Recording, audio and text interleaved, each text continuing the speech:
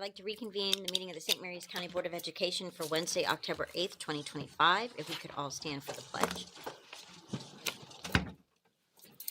I pledge allegiance to the flag of the United States of America and to the republic for which it stands, one nation, under God, indivisible, with liberty and justice for all. May I have a motion to approve the agenda?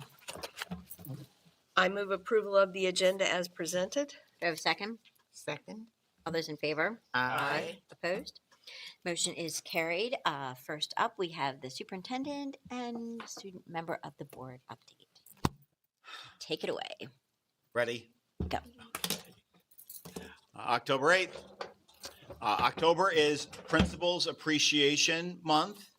So appreciate your principals. There are all of those building level leaders that we have. 11 of them are new to principling or new to a building this year. So there's a lot. We're going to list them out by school, but just look at their smiling faces. And thank you very much for the work that they do every single day. And obviously, late September, October is very busy, and we'll talk a little bit about what makes it so much fun. Last week, we had the Maryland State Department of Education 35th Teacher of the Year Gala. It was a splendid night up in Martins West, and we recognized Miss Tylita Butler, and she was joined by her sister and her mother and father and teachers from Esperanza Middle School and from Chopticon High School and Dr. Farrell. And I got to ride along. It was a beautiful night, and I can't say enough about Miss Butler. She is when you really want to talk about what's right in education, Miss Butler should be forefront in your mind. Somebody who came through our system, that really knows our county, our community. Is deeply involved not only with all things related to St. Mary's County Public Schools, but she's also a coach, and she's in the community. She's just really a wonderful educator and an incredibly skilled educator. Middle school science is not necessarily the easiest thing to teach, and her children scored some of the very highest scores for the 8th grade MISA. So thank you very much to Tylita. It was a great night. Tylita is part of a group called the Superintendent's Advisory Group of Employees, or SAGE. And they're called SAGE because they are exactly that. They are a great, wise group. It is representative of every single school. It's the educational support professional for every single school site. They're Teacher of the Year nominee from every single school site, and then the leaders from across the system as well. We get together 3 or 4 times throughout the year. This was the first time that we got together this year. And of course, we discuss the most relevant topics, and I hear what they're hearing out, and they share back. And we were talking about facility utilization and school boundary study redistricting. That was the largest conversation, and we had a lot of really good discussions, a lot of talking about what's going right in each one of their schools. We did hit on federal, state, and local funding, obviously a topic that we'll be touching upon today.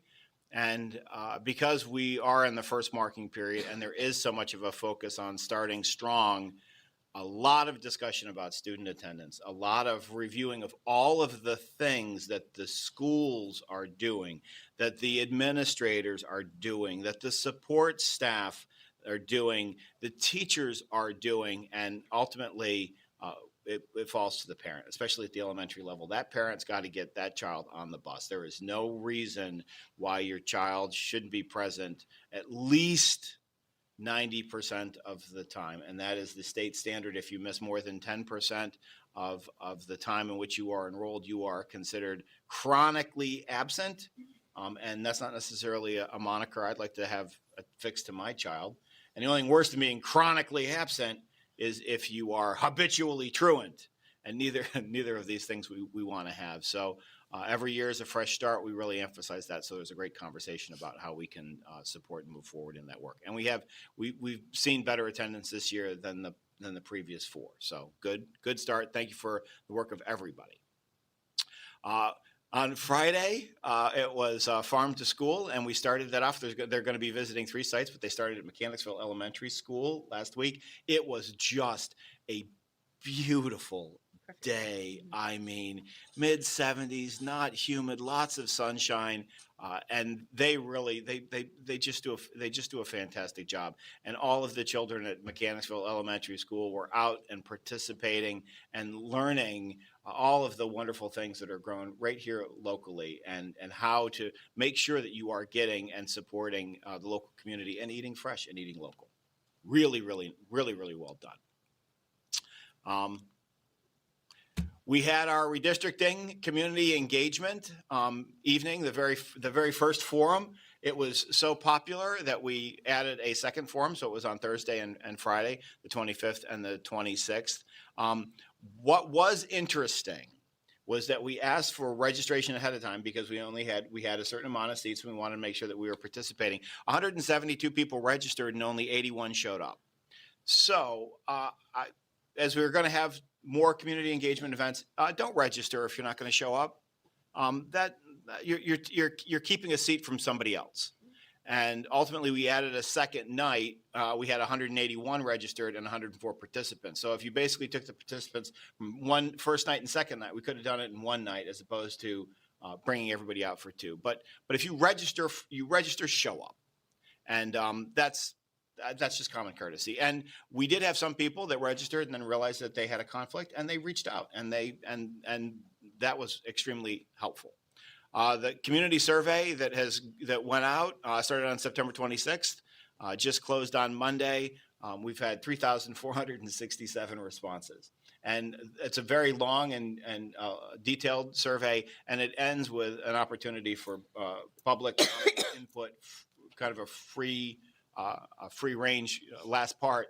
And so we are currently working through all that information. That will be information that drives next steps. We are putting together a new community presentation to go over all of the frequently asked questions that we receive through the survey and through people who are actually going to the smcps.org/redistricting website and entering questions there. We're going to have an event on October 28th where we will really be publicly presenting the data and information to answer a lot of these frequently asked questions. It'll be from 5 p.m. to 7 p.m. at Leonardtown High School in the auditorium. It will also be a click to register kind of a thing. But keep in mind that Leonardtown Auditorium can hold we will allow 700 people in there. So we should have more than enough space to gather everybody together. Questions will be gathered there as well. The biggest thing that we're trying to do is if you have a question, we're making sure that it's being entered and logged. So at the end of this, we can really have a broad discussion about community engagement, how many people participated, and the actual questions that were being asked. So that is where we get everybody is basically on our /redistricting site. We've had over 13,000 interactions on the site. We've also been posting to Facebook to let people know what's going on. 58,000 views and responses that came after. We also have a s'more. So everybody familiar with their child being in a school every single Monday or over the weekend and Monday, they receive a s'more from the school principal, says, here's the things that are going on. We made a s'more just for redistricting so we could go in and update. And that's gotten over 2,700 views as well. And we hope that continues because we keep on updating it and then principals keep on sending it out in theirs. We are really trying to get as much public input and put information out there, correct information out there. So if it didn't come from us, doubt its validity. In fact, you should probably doubt the validity of pretty much anything you read on Facebook. So there you go. Unless we post it. Unless we post it, but even then, so Great Mills High School's homecoming was all last week. Man, they had beautiful weather all last week. Here are some pictures from their Spirit Week. I went down there for their Friday pep rally, and it was fantastic.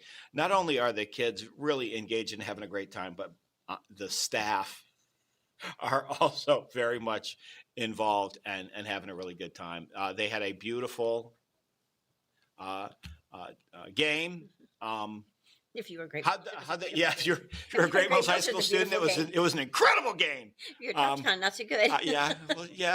Well, it's a building year. And they really just Two. two. And a really great date. So a really great dance. So to everybody at Chopticon, to all the parents, and to all the volunteers, and to all of the staff members that just go above and beyond to make memories for kids. They really are doing it. So it is Leonardtown homecoming this week. So we're only about halfway through. The game on the 10th is, I think, La Plata. La Plata.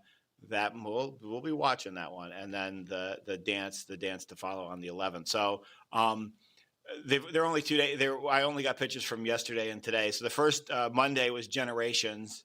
So a lot of people were having way too much fun dressing up as middle-aged people and octogenarians, I guess, as well as babies. But they had a lot of fun. And then yesterday was beach versus bikers. So the upperclassmen got to be bikers, and then the underclassmen were beach. So they've just done a very nice job. Again, it reminds us that please don't, if you talk to kids, talk to kids that are actually in school, talk to people that are directly affiliated with what's going on in our county's public schools, and you're going to find a story that probably is different than you might be hearing if you watch the nightly news or something like that. And again, you will never be happier than when you put social media aside and go live your life. So with that bit of advice, here we are in October. This is a regular week, which is nice. Next week is a really interesting, the way it was built out. It is a 2-hour early release on Monday for teacher parent conferencing. Regular day, the Tuesday, Wednesday, Thursday, and then Friday is a 2-hour early release, and that is also the MSCA conference that many of our teachers and supports that they participate in and attend. Then the week after that, we all get together and we get to spend time up at the MABE annual conference. And I put the 22nd on there, and it's not. No. It's only going to be it's that Sunday, Monday, Tuesday. So then we're back on the 22nd. We have our evening board meeting, and then the 24th, it's the end of marking period 1. And I mean, this marking period actually just flew by. Then the final week of October, before we go toward a Friday Halloween, which is always a lot of fun. We have a joint meeting with the commissioners of St. Mary's County and the Board of Education. That is also the same day that we're having the information evening. And then I and parts of cabinet will be up in Ocean City for the Maryland negotiating services, where we talk about all things related to employment and bargaining and laws and things such as that. So October is a lot of fun. We're off to the races. I hope that everything's going well at Leonardtown High School for Spirit Week. And with that, I'm going to hand it off to Miss Lee. Hi, everyone. Okay, so this month I attended the SMCPS redistricting forum #1. It was really fun and really engaging. Thank you to Mr. Watson and all the support staff that helped put this together. I got to talk to teachers, community engagement members, and parents, and hear all the perspectives that are happening in St. Mary's County. So that was super informative. I also filmed the Small Monthly Minute, and in this monthly minute we talked about redistricting, and I encouraged all students to get involved, attend our events, take our survey, and do all that. And so that was a really good video, and I'm excited to see that come out. And then I also finalized workshops for the St. Mary's Association Student Councils. We have an October General Assembly coming up in a week, and so what's really exciting is that we have so many middle schoolers this year that we're expecting over 120 participants in our General Assembly, and so it's really cool to see a younger group of kids come in and be excited about student government. And then I'm also prepping for SLAC tomorrow with Dr. Smith and Ms. Lorek, which is the Superintendent Student Leadership Advisory Council, and getting ready for that October General Assembly. And then this week is Leonardtown's High School Spirit Week, so it's been really chaotic but really fun. Today was Rhyme Without Reason, and so since I had a board meeting today, me and my friend dressed up. So she was the Tooth Fairy and I was the emissary, and I wore my small pin and everything. So kind of double did it, yeah. So it's been been really fun. And then I'm excited for homecoming this week as well. And it's been really cool to see everyone's costumes. I know Spirit Week is really a highlight of the year for everyone. My brother goes to Great Mills, so he definitely had a lot of fun at their Spirit Week last week as well. So yeah, thank you. Awesome. And again, we listen, empower, aspire, deliver. We lead. Thank you very much. Okay. All right, Mr. Thompson, you are up next with National School Bus Safety Week.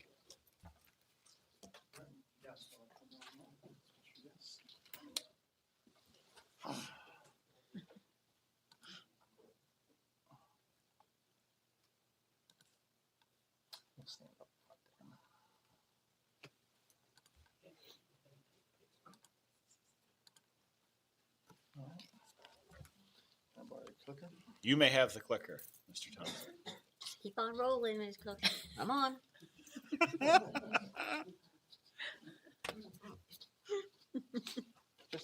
Thank you. You're all good. Timing is perfect. She's had a wedding. I mean, she's got a lot of stuff going on lately. That's right. All right, today we're here to celebrate National School Bus Safety Week and also School Bus Driver and Appreciation Week here in St. Mary's County Public Schools. Let's see, is this going to click over? No, because Scott used it. No. It was working for me. Always works for you. Sometimes it doesn't. I don't know.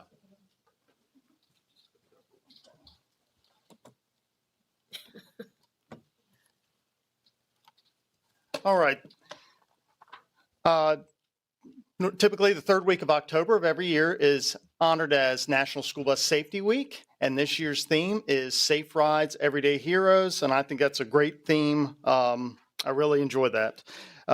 We have 200 buses in St. Mary's County that on a daily basis transport over 16,000 kids to school and from school. It's the safest way to transport kids. So we definitely encourage all parents, all students to ride the bus and take advantage of that. And it definitely helps with attendance. It's there, it's a free service, and we have a great group of bus drivers that take care of that for us. Let's see if the clicker works. There, All right. Oh, Too fast. so good. There you go. in alignment with National School Bus Safety Week, we also celebrate in St. Mary's County, we designate it as School Bus Driver and School Bus Attendant Appreciation Week. Our school bus drivers, on a daily basis, they're navigating a multitude of issues, including multi-lane highways and narrow roads where you can barely fit two vehicles down. And many times they're unmarked and you have to pull over. It's a lot of crazy things dealing with traffic and a lot of different motorists and their actions. And this is all with dealing with up to 70 students with your back turned to them and trying to manage their behaviors. So it's definitely a challenging job, and we definitely know that these are our heroes out there and for what they do every day. Today, I have 3 of those heroes with us to help represent all school bus drivers and school bus attendants. So let me introduce them. So first we have on the end, Miss Julie Cook. So just in time, she was dropping off her Banneker kids and then running over here for me. So I kind of put her in a little time constraint, but Ms. Cook's been a driver with us since 2005. She became certified in 2005, so she's in her 20th year or 21st year starting as a school bus driver. So a great job. She drives bus 630 for Chopticon and for Banneker with DJ's bus service. Next on this end, we have Ms. Sherry Morris. Ms. Morris, she started in July of 2018 and drives bus 523 for both Leonardtown Middle School and for Captain Walter Francis Duke Elementary School. And then in the middle, we have Ms. Jill Ryan. Ms. Ryan, she's been with us since 2003. She became certified as a school bus driver, drove for multiple school bus contractors, and then came over to as a board employee and drove for several different out-of-county non-public special education schools. And most recently, it was the Phillips School in Annandale, Virginia, going up there every day. And then just this past spring, she became our newest full-time driver trainer. So she's out there trying to help train, motivate all of our school bus drivers and school bus attendants every day with that. So now I'm going to ask Dr. Smith if he'll join us to read a resolution.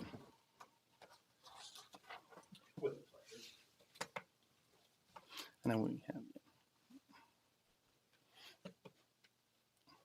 Do we have another picture?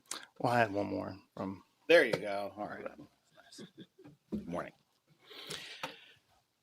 Whereas the week of October 20th through the 24th, 2025 has been designated as National School Bus Safety Week within the school system across our great nation. And whereas school bus safety is an integral part of our educational program, and whereas the efforts of our school bus drivers and school bus attendants in transporting our students safely to and from school each day are recognized for their importance, now, therefore, be it resolved that the Board of Education of St. Mary's County recognizes the week of October 20th through the 24th, 2025 as School Bus Driver and School Bus Attendant Appreciation Week in St. Mary's County Public Schools, and that all school staff and students are encouraged to recognize their school bus drivers and school bus safety attendants for safely transporting St. Mary's County Public School students each day to school. Signed this 8th day of October, 2025 by the board. Thank you so much. Just thank you so much. Every single morning, you are the first face they see, and every single afternoon, you are the last face they see. You see them with whatever might have happened the evening before in their home, and you help them make that transition to learning. And at the end of the day, whatever might have happened within the school, you help them transition from their school self to their social self outside of school. And just thank you very much. And with that, anybody want to say anything? I always ask, you never know. We're going to get a picture? All right.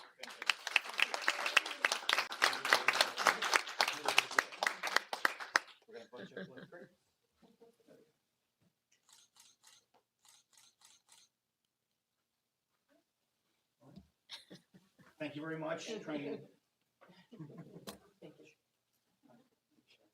this back. There you go.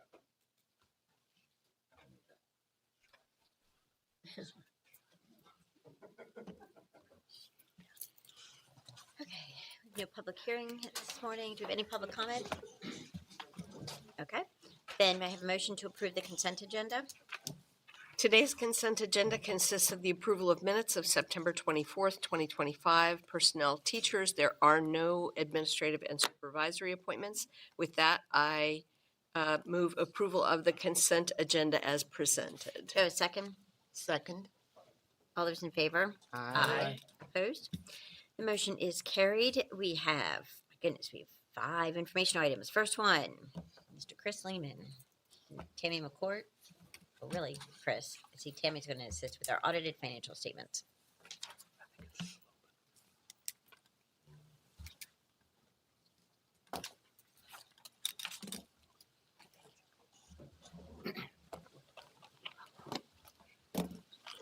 Good morning, everyone. Good morning. So I'm Chris Lehman. I was the engagement partner this year over the school system's FY 2025 financial statement audit, as well as single audit. And I have Renata Reese with me, who was our engagement manager again this year.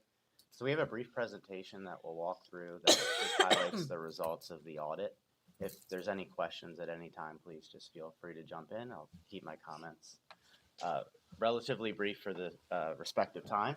And you should all have hard copies of the financial statements in front of you as a reference, but I'll focus on the presentation, and I have some financial highlights also included within the presentation here. So the scope of services were that we were engaged to audit the June 30, 2025 financial statements for the school system. In addition, we do provide assistance with drafting the financial statements. That is a service we can provide under accounting standards, and that does not impair our independence as auditors.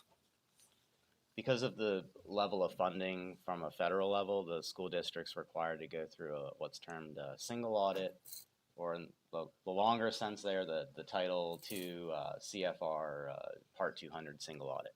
And that's a federally mandated compliance audit, and those results are also included within the back section of the financial statements here.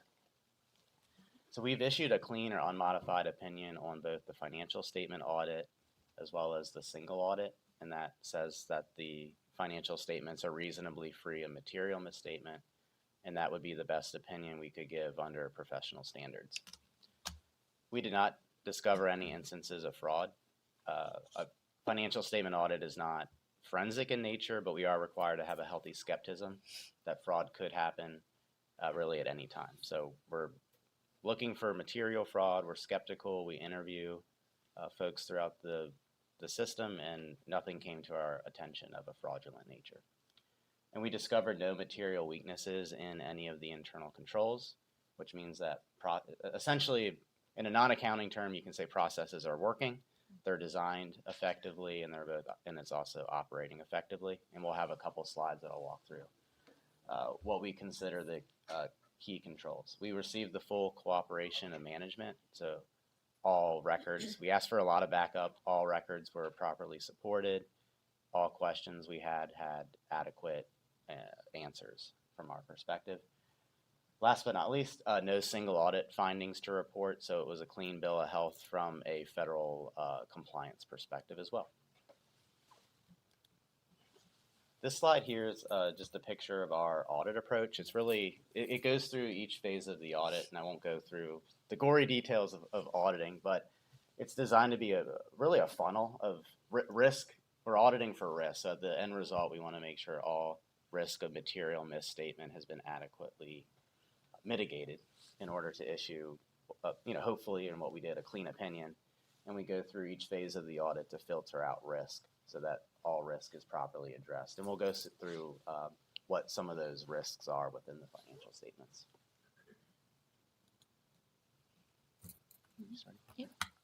So what you see here on this slide, so during our planning of the audit, we identified certain significant audit areas. So we've listed them here.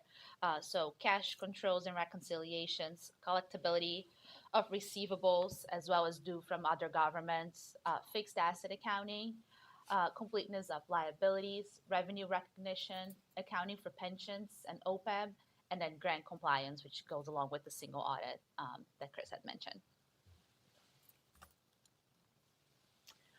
When we evaluate the control environment and determine our reliance on the controls that are in place, we do use this 5 intercomponent framework of control environment.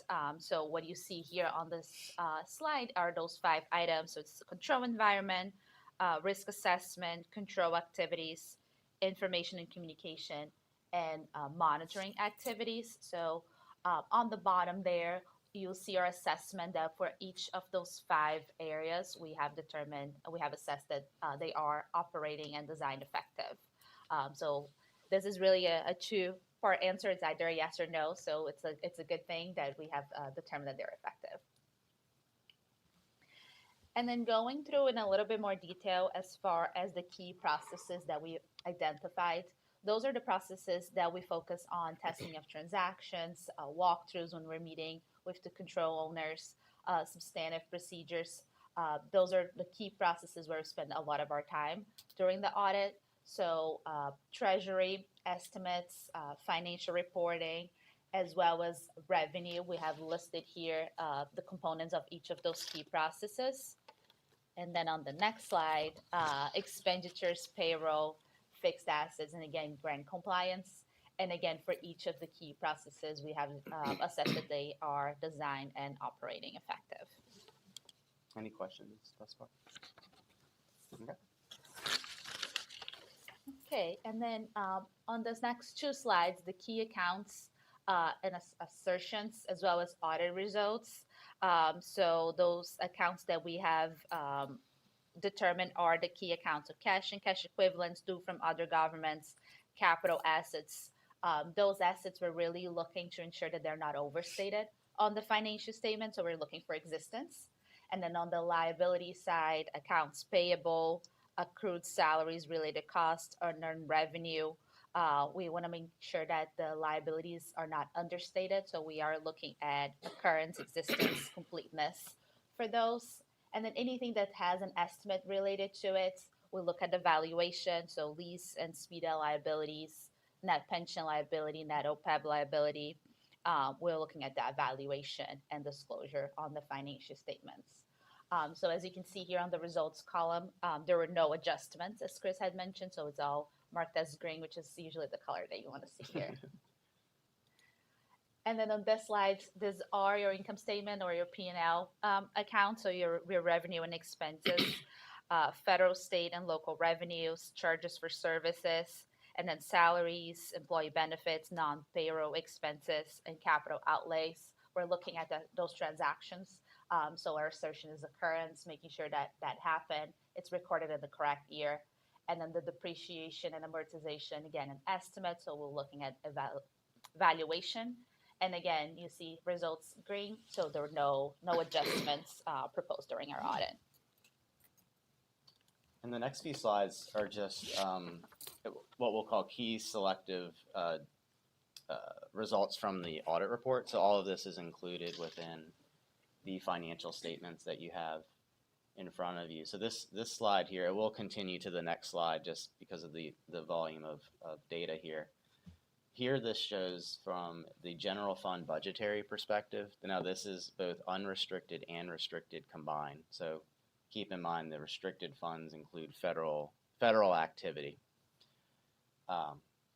Here, so you'll see the original budget for revenue was roughly $328 million.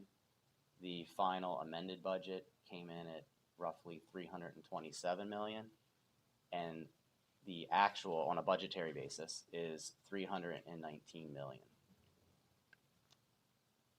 And I'll come back to this slide in 1 second when I show you the next slide. So the next slide is showing the expenditure side of the budget and the budgetary actual.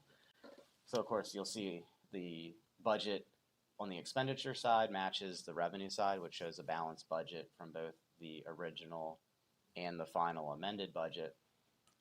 The actual budgetary expenditures were at $309 million. So that if you take budgetary revenue minus budgetary expenditures, that does lead to a positive budgetary surplus of $9.8 million.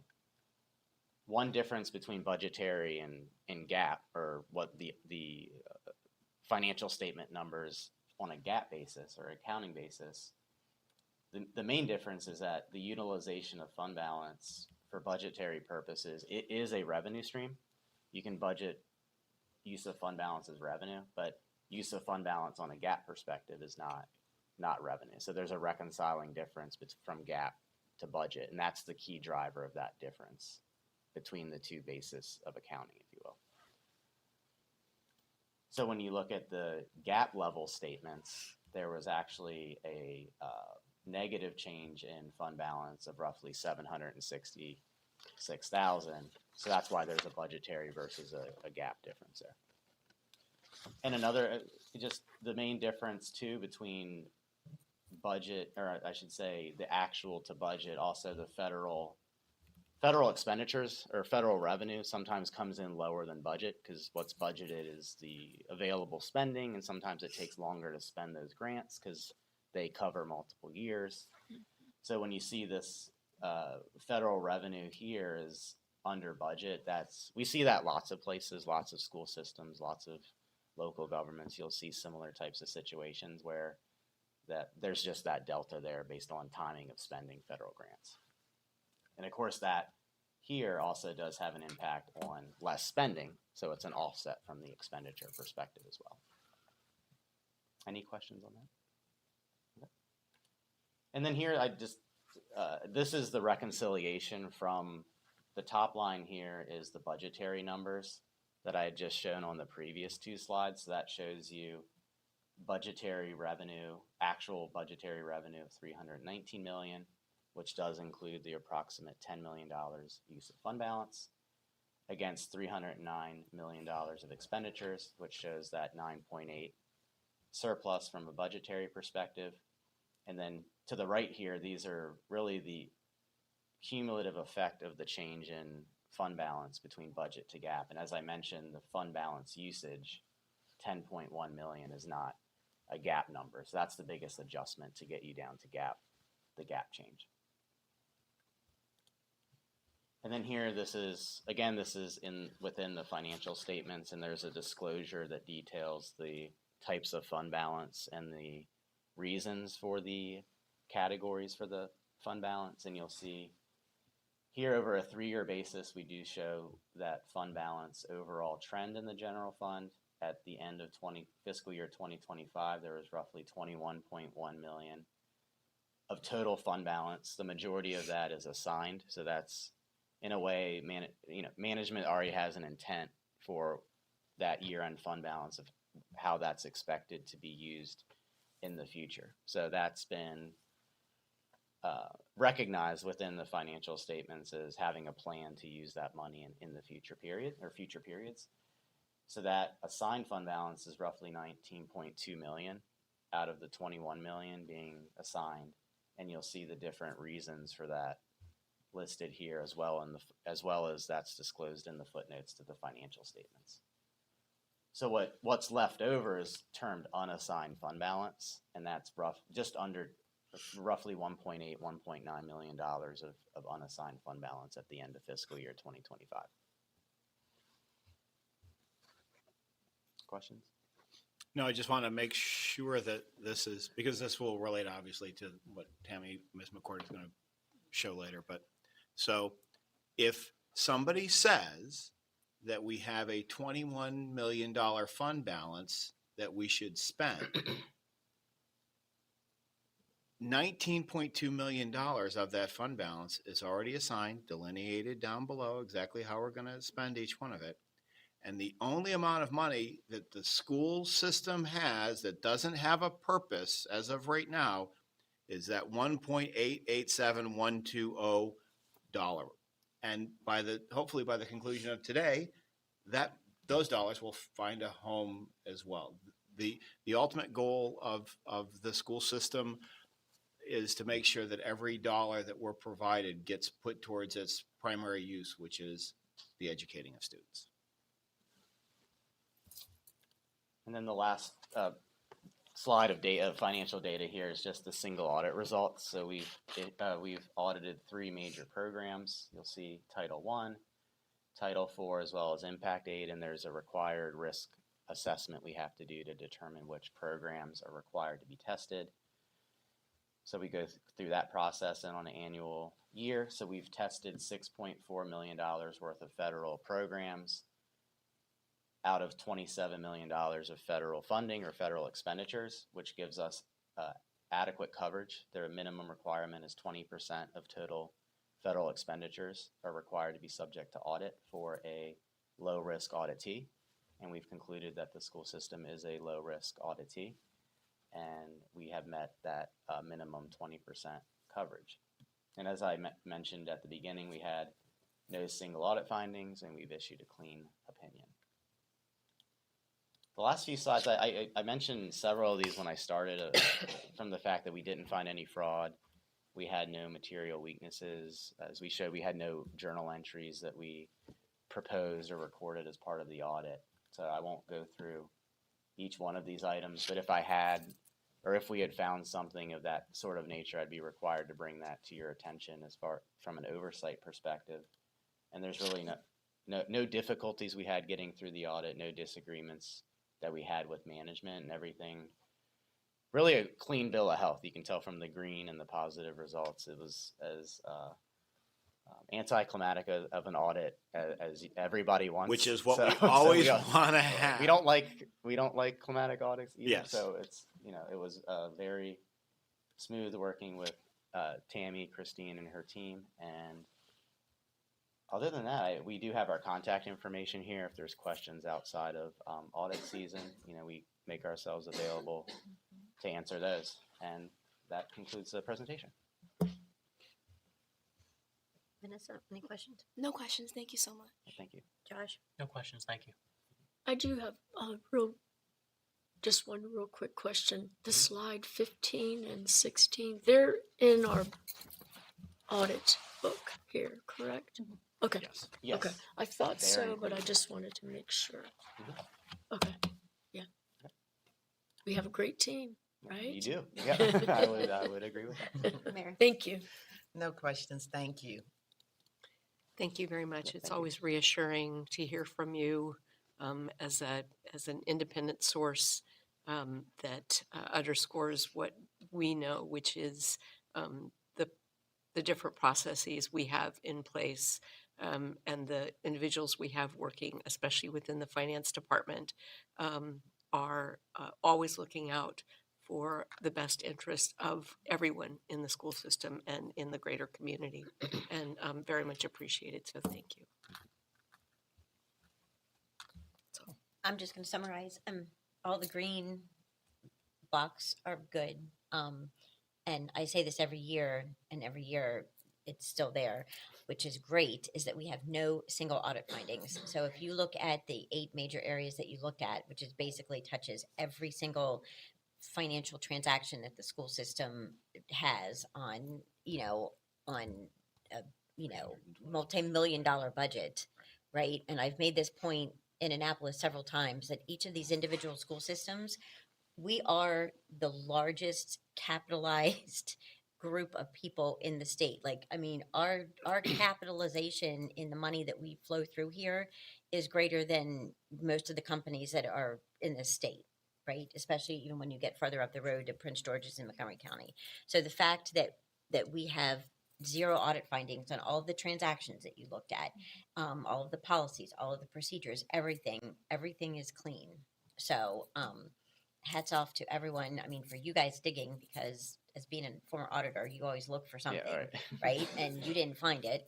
And, to Tammy. Because it wasn't there to be found. Exactly, right. I mean, and to Tammy and everyone on her team, just for the ongoing diligent multi-years running now to make sure that, that we have everything locked down, especially after all of the, the grant and COVID money came in, which, was somewhat of a nightmare. So, but Tammy's hair is not completely gray. Scott's is, but Tammy's not. So, Yeah, because she knows it. She understands it. I don't. Right, so but I mean that no single audit findings, in addition to all of the green. I mean, really, the instances of that happening in an audit are very rare, and then the instances of that happening in audits covering multiple years is even rarer. So, congratulations to everyone. Okay. Thank you.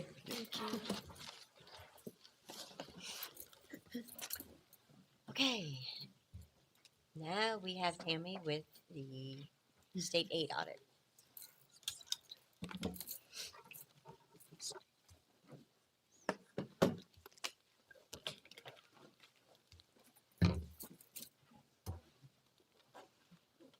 Ms. McCourt's pulling this up. One of the reasons why we wanted to bring this forward was we keep on hearing from desperately underinformed people that we need more auditing. We need more transparency. We need more scrutiny. And you just heard the result of that audit. There are other audits going on, and now we're starting another. They overlap and continuously find ourselves in this situation. And what we really would love for people to do is to actually go through and review what's presented publicly as far as the way financials are being handled in this school system as well as school systems across the state. So they do indeed overlap. Yes, they In do. fact, we received a communication 9-page letter from the State Board of Education Office of State Audits on September 22nd. So before we even put our pencils down and working with SB and Company, your independent audit firm, we received communication about the next audit that we will be undergoing. And please understand, these audits are not being conducted because there is a concern about the finances of St. Mary's County Public Schools. They are being conducted because we're on a regular rotation, as every school district is, with MSDE. So the last state aid audit was approximately 3 years ago. They are conducted approximately every 2 to 3 years. So the last one was conducted in December of 2022. We called that our Christmas gift that year. They were out here for about 2 weeks. Yep. This upcoming one, we believe that they're going to be out here for closer to 4 weeks. This particular audit will cover fiscal years 24, 25, and 26, and enrollment years 23, 24, and 25. And the purpose of the audit is to determine whether or not SMCPS has complied with the applicable laws and policies, that we've met all the reporting requirements established by MSDE, and that we've accurately reported the number of students receiving services. And I'll come back to that in just a second. And accurately reported and properly supported related financial transactions, particularly those that are aligned to our blueprint funds. with regard to item number 3 and the number of students receiving services, that becomes the baseline for all of our funding, right? We receive foundation funding for every student in our schools. So the very first audit area is enrollment for calculating a foundation program for each of the individual years noted. Special education enrollment will be audited, disabled student transportation, pre-kindergarten, concentration of poverty, career ladder for educators, and college and career readiness, again, for each one of those particular years. So now we're going to dive down into the details of the particular requests that have already come forward from MSDE in each of these areas. And as Tammy previously mentioned, these audit areas are not just necessarily financial in nature, but this is an audit of the entire school system. So it will require interaction with various teams throughout our district. So the first audit area is our student enrollment. And the key team members on this team will be Jeff Dorenzo, Kate Weaver, and Tammy Metcalf, and the student services team. And so for student enrollment, these are students who were included in the enrollment count on September 30 of 2022, 2023, and 2024. And from each of those enrollment years, MSDE selected 25 students per school year.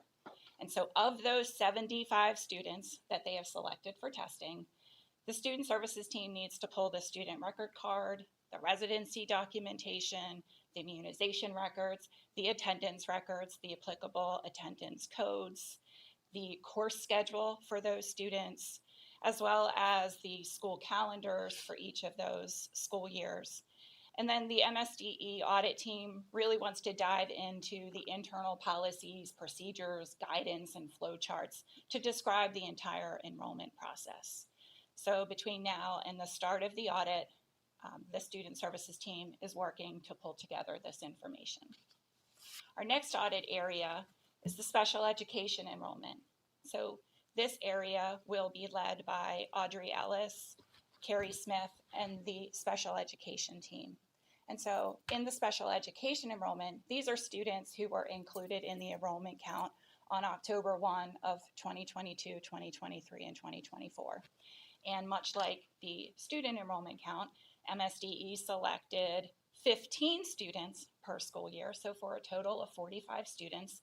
The special ed team will need to pull together student record cards, attendance, the attendance codes, the IEPs for each of these special education students, and then they also want to obtain an understanding of the special education department's processes. So the special ed team will need to pull together their own internal policies and procedures and guidance to help the MSDE team understand how it works in special ed. And the next area is disabled student transportation. Both this area plus this regular student transportation will be provided the information from Jeff Thompson and his staff. A list of all disabled student ridership, the student record card, individualized education program, the IEP information, attendance records, attendance code description or legend, and their departmental internal policies, procedures, guidance, and flow charts that describe how the transportation department manages their processes. In addition, they are required to provide a full roster of all transportation personnel to include certification date, a roster of all alternative vehicles used to transport students to include year, make, model, VIN number, the vehicle inspection records, safety equipment verification, and a driver sampling, copy of the driver's CDL license, the pre-service MVA driving record, the federal and state criminal background checks, result summary, so of course we're going to be working with our safety and security department as well. The pre-service drug and alcohol test results reviewed and certified by the medical review officer, the annual medical examination and certification, documentation to support completion of required driver training, the MVA driving record as of the date of the audit fieldwork, documentation of 2 most recent biannual evaluations, and accident history reports, if applicable, including all the preventable and non-preventable accident determinations. So quite a bit of information that, and quite a lift from Mr. Thompson's office. But that's not all.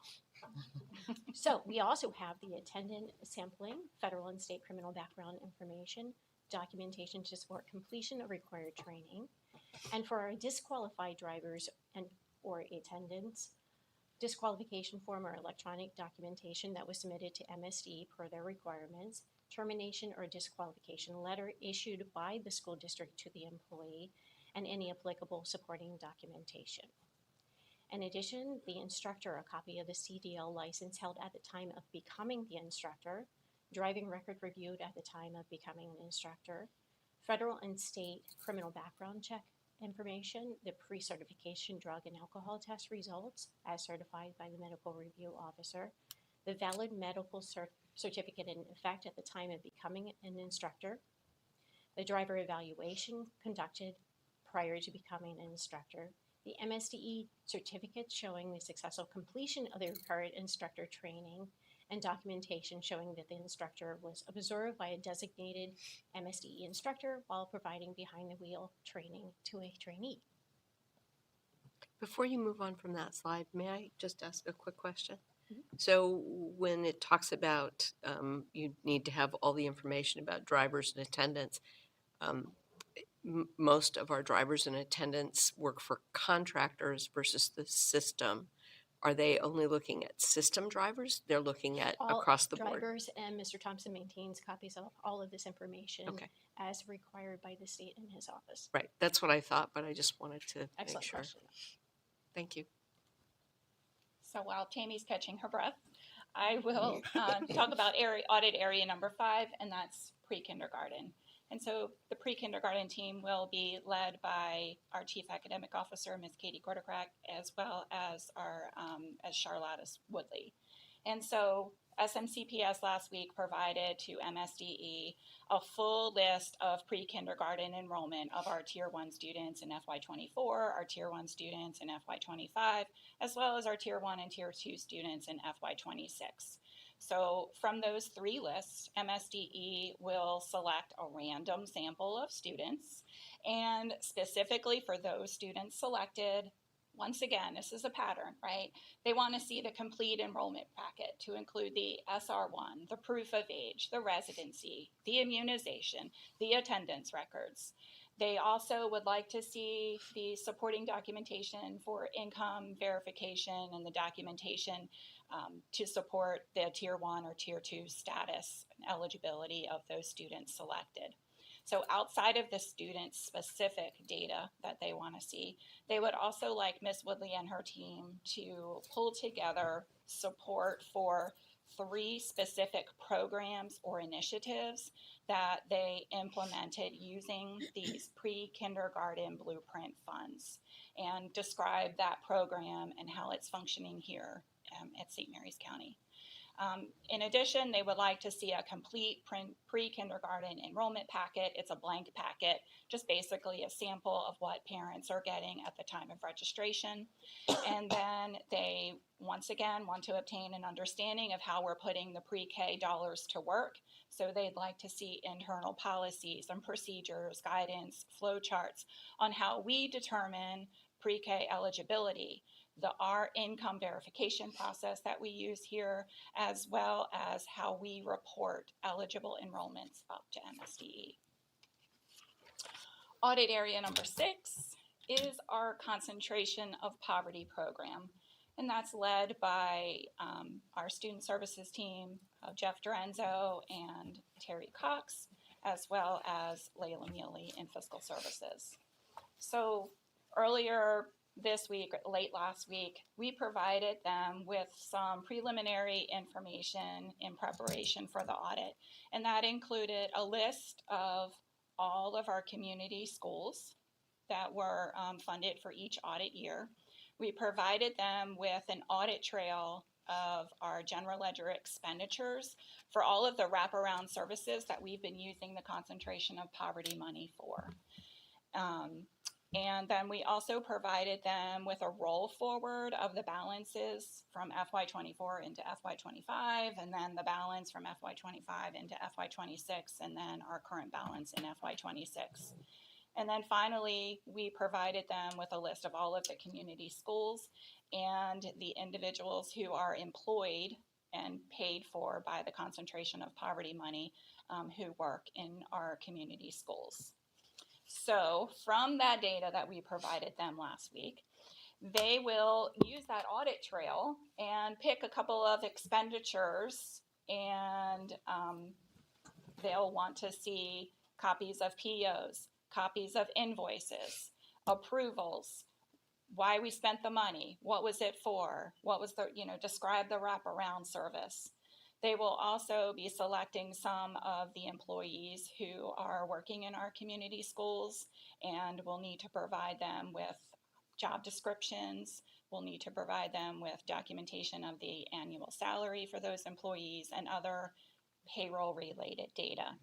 And they also would like to see our internal policies and procedures and guidance on how we're running our concentration of poverty programs in our community schools. Audit area number 7 is a career ladder for educators. So this is our NBC monies that we're receiving under the blueprint. And this area is being managed by both myself and Dale Farrell, our chief of staff, as well as James Mankiewicz from our payroll office. And we were required to provide a roster of all of the NBC teachers, a listing of the designated low-performing schools that have NBC teachers, and specifically which assigned school they are at, a variety of payroll documentation for a sampling of the employees to include their annual salary per their assignment letter, their payroll register, documentation providing for any payroll change or salary supplement attributable to the additional $10,000 per the negotiated agreement and per state law, as well as any evidence of the payroll change or the supplemental alignment of the eligibility criteria being met, as well as, of course, all internal policies, procedures, guidance, and flowcharts to describe the implementation of the career ladder program within SMCPS. So, of course, that will be all the communication that is being put out there with Heather Huff and Sarah Lorick, and instruction that's being provided to our NBC teachers, copies of our negotiated agreements and pay scales. Under our last audit area is college and career readiness, and we're receiving support in this area from Tammy Burke, Colleen Gill, Katie Corticrax. And once again, all of this information is being provided from these various areas to Christine, and Christine is our primary point of contact who has to upload everything to a secure server to MSDE. So under college and career readiness, we're looking for the students both meeting and not meeting CCR. The sample size is 1 for each of those groups. We're required to provide the test scores, grade assessment, CTE pathway completion records, student tracker reports, and other relevant records. For the students not meeting CCR standard, we need to explain why they didn't meet that standard and provide any interventions, supports, or initiatives implemented by this school district to assist that student. We also need to provide a list of the post-CCR pathways, a comprehensive list of all of those post-CCR pathways as implemented by the school district during the stated audited years. And a list of all the partner organizations, all of the non-LEA organizations that are partnering with the school district to deliver CCR-related programs. And finally, of course, again, the internal policies and procedures and all of the flow charts that describe the implementation of the CCR program within St. Mary's County Public Schools. So as we presented, we are providing MSDE with a lot of information. So what will they be doing with that information? The Office of Audit will be reviewing relevant criteria in accordance with the Annotated Code of Maryland's Education Article, COMAR Title 13A, MSDE's own policies, as well as SMCPS's procedures as it relates to state education programs. Some of their audit procedures will include interviewing all of the personnel that we described here in our presentation, and that whole SMC, we're calling our SMCPS team. They'll be inspecting the documents and the records that we're going to be providing them. They're going to be looking at our financial reports and our grant awards, and then doing their own compliance testing with the samples that we'll be giving them. So the audit is scheduled to commence on Monday, October 20th, and we will have a virtual entrance conference that day with our SMCPS team and the MSDE audit team. The audit will follow a hybrid model conducted primarily through remote testing with some on-site field work where required. State aid audits in the past lasted for about 2 weeks, but we were alerted earlier this week that this audit may take upwards of 4 weeks. Either way, our team will be prepared. So once the audit has concluded, they will issue a formal report of any findings, if applicable, and any recommendations. We have no idea what the timeline of the report is. Based on prior practices, it could be 6 months upwards of a year. We have 2 recent audits that were conducted by MSD. They hired an independent audit firm called Haggerty to review all of our pandemic funds over the course of those 3 years. We concluded our data submittal several months ago and haven't heard any results of that. We have also had a blueprint funding audit conducted by MSD, and we've heard no results of that either. So, Yeah, so it's like, Vanessa, it's kind of like you have a teacher who just keeps on asking you to do more and more work, and it becomes even more exaggerated and inflated, and you're doing another thing and you're doing another thing, and you never get any feedback to find out whether or not you've done right or well, or, you know. I haven't this gotten my is- last grade yet.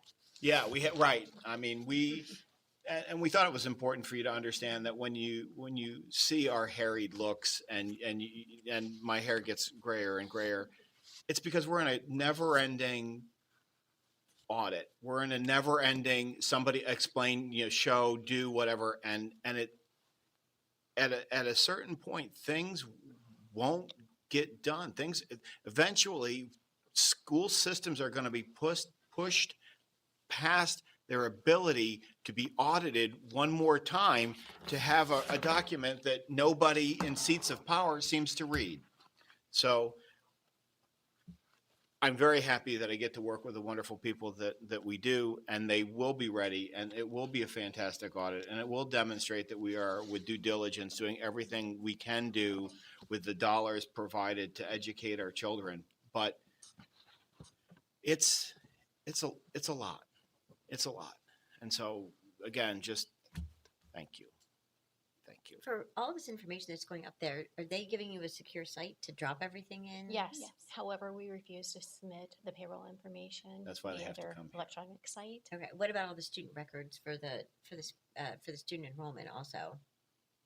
Well, they already have our student enrollment information, so this is a more detailed review of that, and it is going up there via the secure site.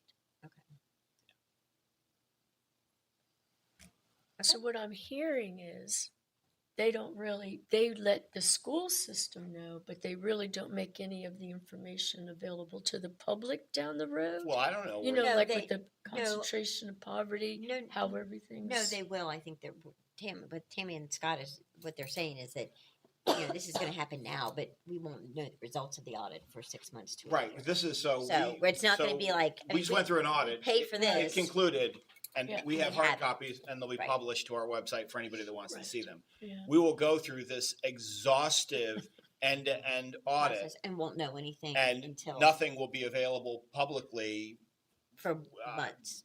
Yeah, and I don't know, ultimately if this is all housed in it.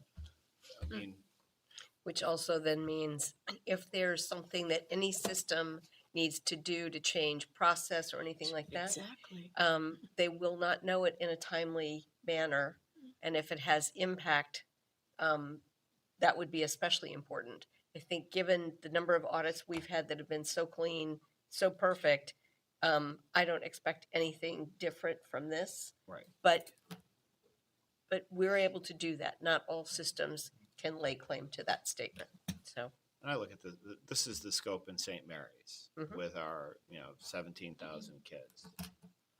Imagine larger, much larger systems, the kind of scope of it. So we just wanted to make sure that you understood that we were finishing one audit, and just in case you thought everybody was going to go and take a couple of, mental health days, oh no, right behind it, here it comes. It's waves crashing on a beach.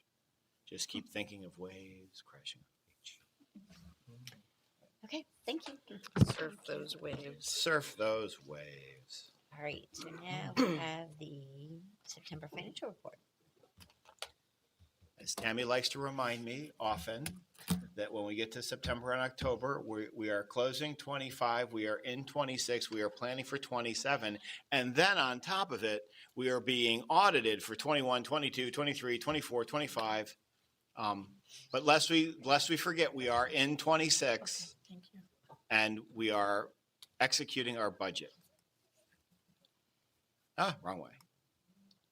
Bigger, bigger, bigger, bigger, How's that? bigger, bigger, bigger, bigger, bigger. Well, then I can't read it. There we go.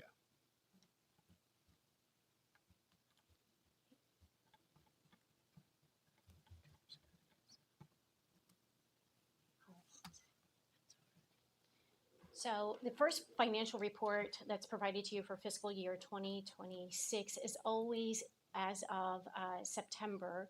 And the reason for that is the first report that will reflect our 10-month employees' pay being encumbered.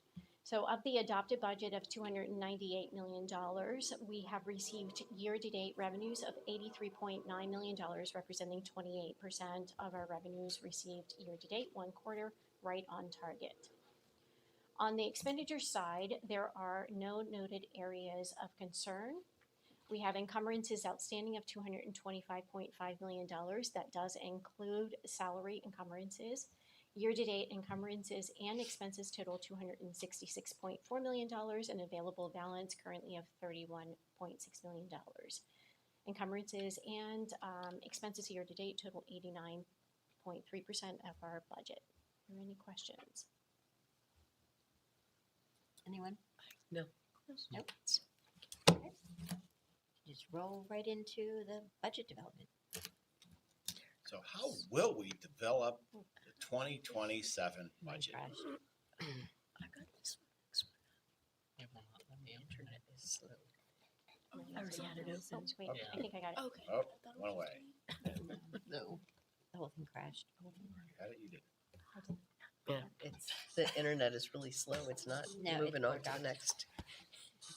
All right, rolling right into More the docs. FY27 budget development. I'm certainly keeping the seat hot today.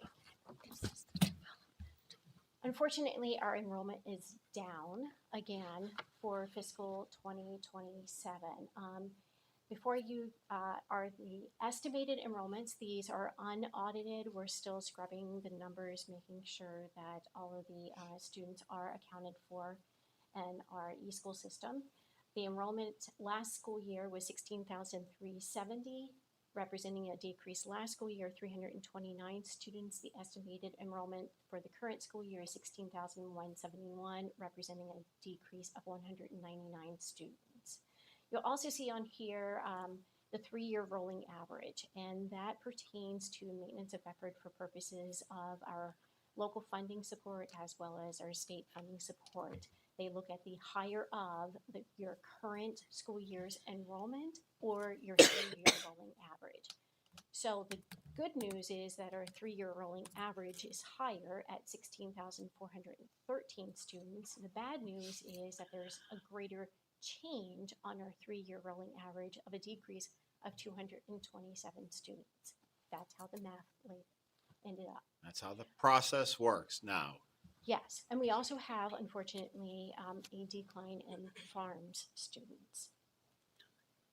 As we're looking ahead to 2027, it's important to note that the statute currently defines how much funding we'll be receiving on a per pupil allocation basis, and it's defined out to, I believe it's 2035, Dr. Yep. Smith? Yep. They pushed it. Unfortunately, as we found during the last legislative session, that number might very well change depending on the outcome of the budget at the state level. So at this point in time, but this number may very well change next January, March, certainly by the end of the legislative session in April. But at this point in time, the law says that the foundation amount in 2027 on a per pupil allocation basis shall be $9,561 per child, or a 4% increase. But remember that 4% increase is going to then be decreased as a result of our decrease in student enrollment for our overall foundation revenues to the county. Compensatory education funding will be decreased. It is currently $7,842. It will be decreasing by 1% to $7,786. That will further be compounded by the decrease in our farms applicants in the current school year. Pre-K funding is increasing to $19,950, 38% increase. You might ask why? That's what I was thinking. I can't tell you. That's just the way the law is written. That somehow pre-K children became almost $5,000 more expensive in 2027. Our English language learners, also known as the multilingual funding, is slated at $9,148, or a 1% increase. Special education, $10,900, or a 15% increase. We actually need a lot more than a 15% increase to break even on how much we are spending on supporting our special education students. Transitional supplemental instruction funding is going away 100% next school year. And college and career ready will be increasing to $596, or 2%. So, as an example, you're familiar with me providing examples of student A versus student B and what the funding based on the student's demographics will generate for the school district to support that student.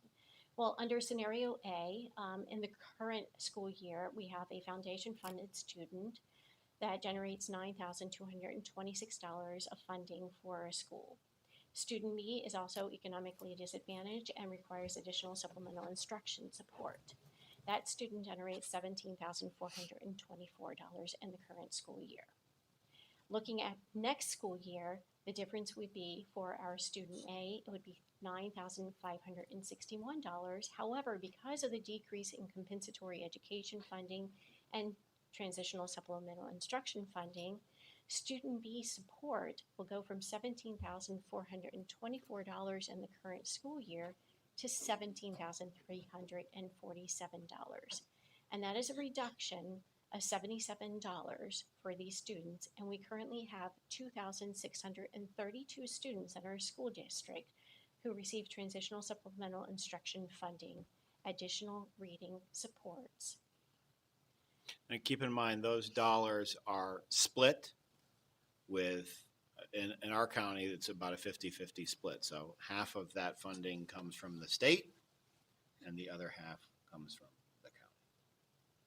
But ultimately, a decrease in funding for these students. Right, for our most at the risk. next school So year. the blueprint, somehow pre-K kids got a lot more expensive.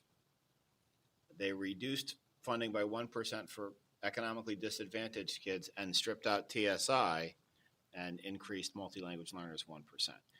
The rationale behind any of this is I'm not really, when we try to discuss it, it seems to get lost in the sauce.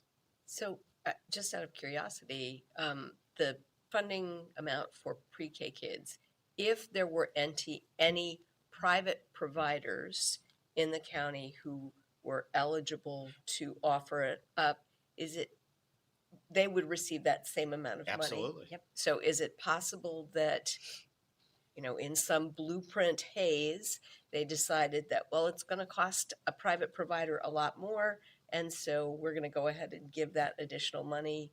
Some of the weird things they came up with, it's hard Perhaps to know. But at $20,000 a student, and keep in mind, so that money goes directly. We're not involved in that. No. The county pays their half directly to them, and the state. So but we Yes, don't and there's have. approximately 3 students in the county. right, so as of right now, it's 3. Yeah. How many? 3 that are being funded via the pre-K program, at private pre-Ks. Private pre-Ks. Interesting. So looking at our student demographics and funding is one component of what we have to look at while we're forecasting ahead for fiscal 2027. But we also keep our eye on other items that are happening at the federal and state level. For example, the Comptroller's Office released a 90-day report based on their analysis of the One Big Beautiful Bill. They have estimated a net adjustment to the Board of Revenue estimates forecast as a decrease of $118 million in revenues in the current fiscal year. Additionally, the Board of Revenue estimates have noted that the revenues have outperformed relative to economic data, which is fantastic.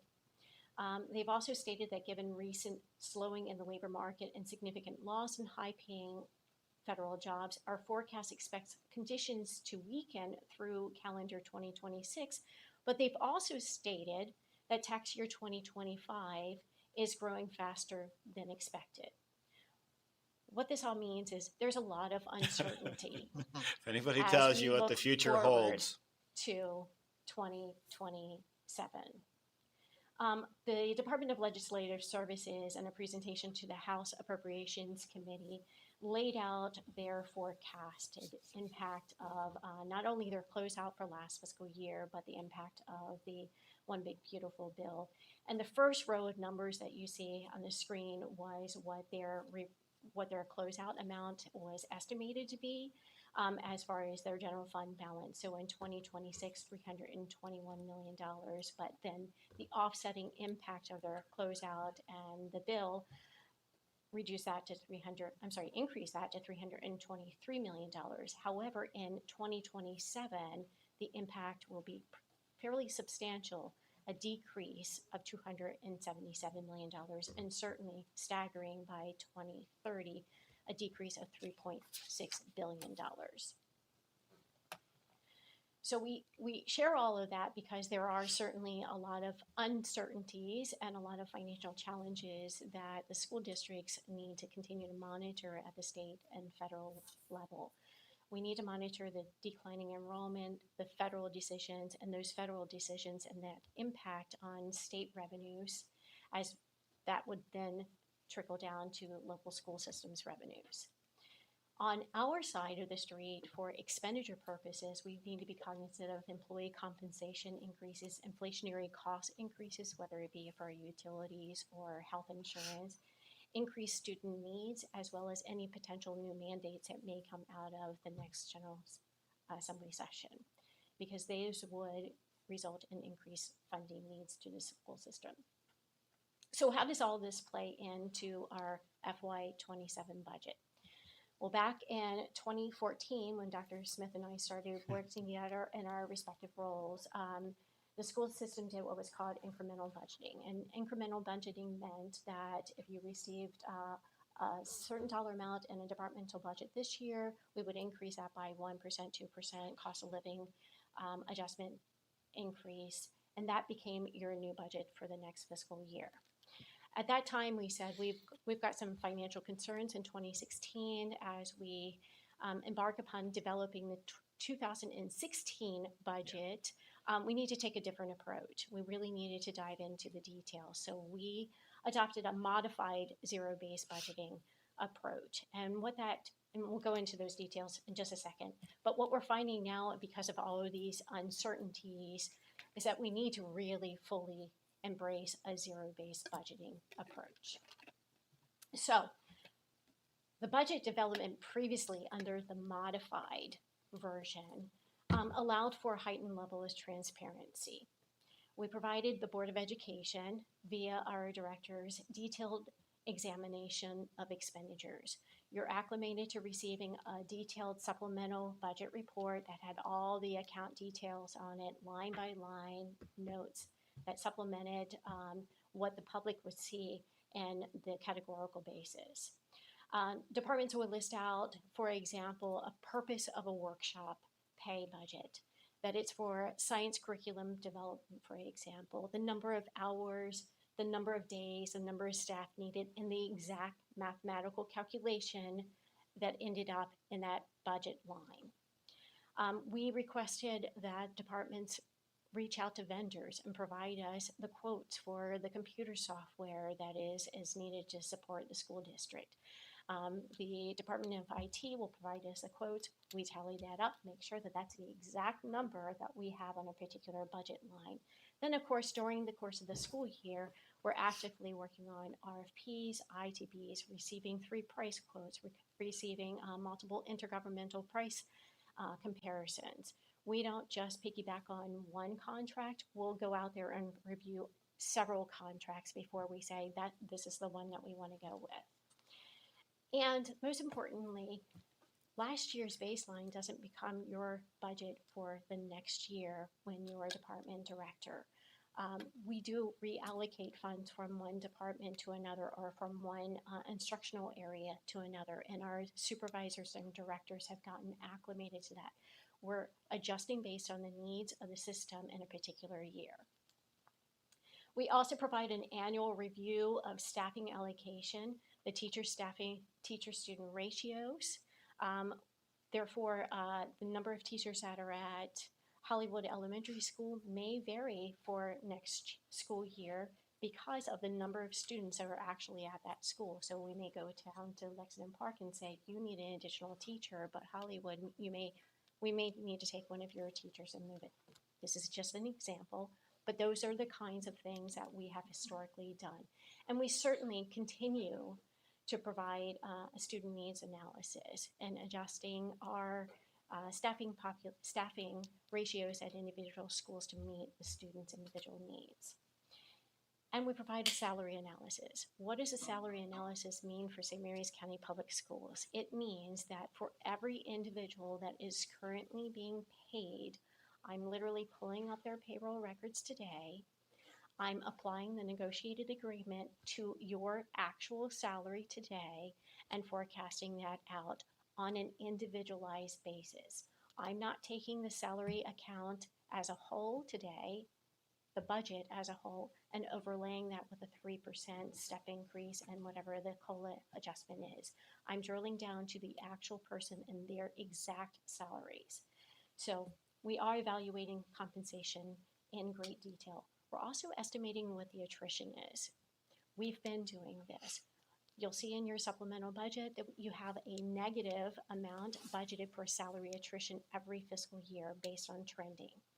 And then we work closely with our HR department as employees are notifying them that they will be retiring at the end of the school year. We're gathering that information and we're doing an individualized analysis. We know that if a nurse is leaving this fiscal year or at the end of the school year, that the average nurse that comes back into us doesn't start at step 1 because they typically come with years of experience. The same thing for a psychologist. If we can ever find a psychologist, because that's an area that we struggle in.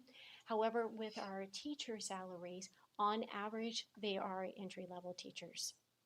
So we adjust based on the specific positions.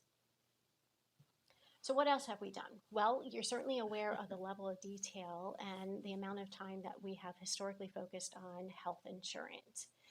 So we drill down into the actual enrollment. How many people do we have within the HMO plan? How many people do we have within our TPO plan and then within our Medicare Advantage plan? And then within each one of those individual plans, how many do we have that are on an individual plan versus parent-child versus employee-spouse, retiree, and family plan? Because each one of those have a different cost value associated with it. We also work very closely with CareFirst and Bolton Partners on analyzing the climate and to determine are there other opportunities for maintaining and or enhancing our employee benefit package, but at a decreased cost to us. Is there a different way that we can do business? And in partnership with both ESMIC and SMASR and our employee groups, we implemented the Prudent RX this past fiscal year, the Medicare Advantage plan, and in partnership with the county government, the Marathon Employee Health Center. With regard to our utilities, Kim Howe does a fantastic job with her team monitoring the exact consumption based on school location.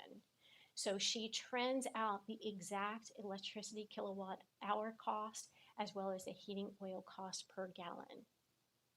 And transportation, you all already know that Mr. Thompson does a fantastic job on the number of contracted bus route versus the special education buses. He's already doing zero-based budgeting. Kim Howe is already doing zero-based budgeting in their departments. Every contracted bus route has a PPA associated with it. However, the PPA is different. It's not the same for every bus. It's adjusted based on the age of that bus. He goes back and monitors how many miles do we have for each individual contracted route. And then we're adjusting next year's budget accordingly. The number of hours per route, the current and the forecasted fuel rates.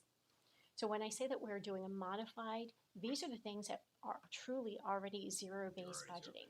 But what we're going to be doing is applying this across the school district and taking a deeper data analytical approach in all areas, truly assessing the return on investment. You heard me talking about this during last budget season. We already have done this in many areas, but we're continuing to do it, but at a much deeper level. Analyzing the utilization of software, analyzing the effectiveness of instructional materials. So curriculum instruction will be looking at their software instruction packages. Is it producing the outcome for students that we need? We're looking at maintaining, eliminating, or perhaps changing processes, reviewing all of our internal processes, evaluating processes for duplication, reviewing our programs and service delivery models. We're looking at our print shop and the number of jobs that are circulating through there. Do we need to print all of these? Are we printing the things that we need to be printing? We're analyzing our custodial contracts to allow for greater cost efficiencies. And most importantly, it's increasing collaboration. We've been building on this for 10 years now, and it has not been an easy undertaking. But our directors understand that this has to be a collaboration, and collaboration with your own teammates within your department as well as across departments. It includes an in-depth operational insight to our decision makers, consideration of alternative approaches. The way we did business yesterday is not necessarily the way we need to do business tomorrow. And certainly the reallocation of monies. We need to continue to build that culture of cost management. And many of our directors will already say accountability and controls, you already have that, but continuing to enhance it and review our processes. So because that is going to take a bit more time than usual, typically we've published a budget calendar for our directors and of course the Board of Education and said we'll provide you directors 4 weeks to provide your budget packets to us. We're providing them 5 weeks, not a lot of extra time, but a little extra time to really embrace this zero-based budgeting. They will be required to submit their budget package to the Fiscal Services Department by the end of October. And then starting last week of October and first week of November, myself and our supervisor of budget, Karen Breslauer, will meet with every director and go through with a fine-tooth comb all of their submitted budget requests. That will then turn into the superintendent's budget, which will be presented to you the first week of January. And then January becomes your month of budget discussions. Every week we'll have the pleasure of meeting and deliberating on the fiscal year 2027 budget. Between now and January, of course, if there are any additional updates that come forward from the state, we'll certainly bring that forward to the board. And then on February 4th, the Board of Education is slated to approve your budget and submit that to the county commissioners for consideration. At this time, April 21st, the commissioners are slated to have their public hearing on their recommended budget and then provide their final direction on May 12th. And you are scheduled to adopt your budget on May 20th. Simultaneously, we also monitor the General Assembly's calendar. Legislative session starts on January 14th. The governor's budget is released on January 21st, and we will be watching with bated breath to see how that plays out. And the state budget bill is expected to be passed by both of the chambers on April 6th, and General Assembly adjournment will be on April 13th. Any questions? Anyone? We just, Nope. again, Their I think, job. yeah, Their I job. okay. The one thing to recognize with our budget, though, salaries, benefits, contracted services make up over 90% of our budget. So when we're going in zero, we're already doing zero-based with results, with emphasis on salaries and benefits, and to extent the contracted services. We are trying to squeeze every little bit out of that last remaining part with zero-based budgeting. So we already were pretty much lean and mean. We're going to continue down that very same path. So a lot of things are going on, and the one thing that we do know is we have to be as efficient as we can possibly be, and we have to make sure that what we're doing is actually netting the results that we want them to net. There's just going to be a lot. There's going to be so much discussion about all of this. And so if you see now this gets all the way down to like the supervisor level. So if you see supervisors running around kind of grumbly because they're graying, it's because we are going all the way down to the lowest level to do zero-based budgeting. Yay. Okay. Thank you. Thank you. Okay. Our last informational item for the day is the blueprint plan update.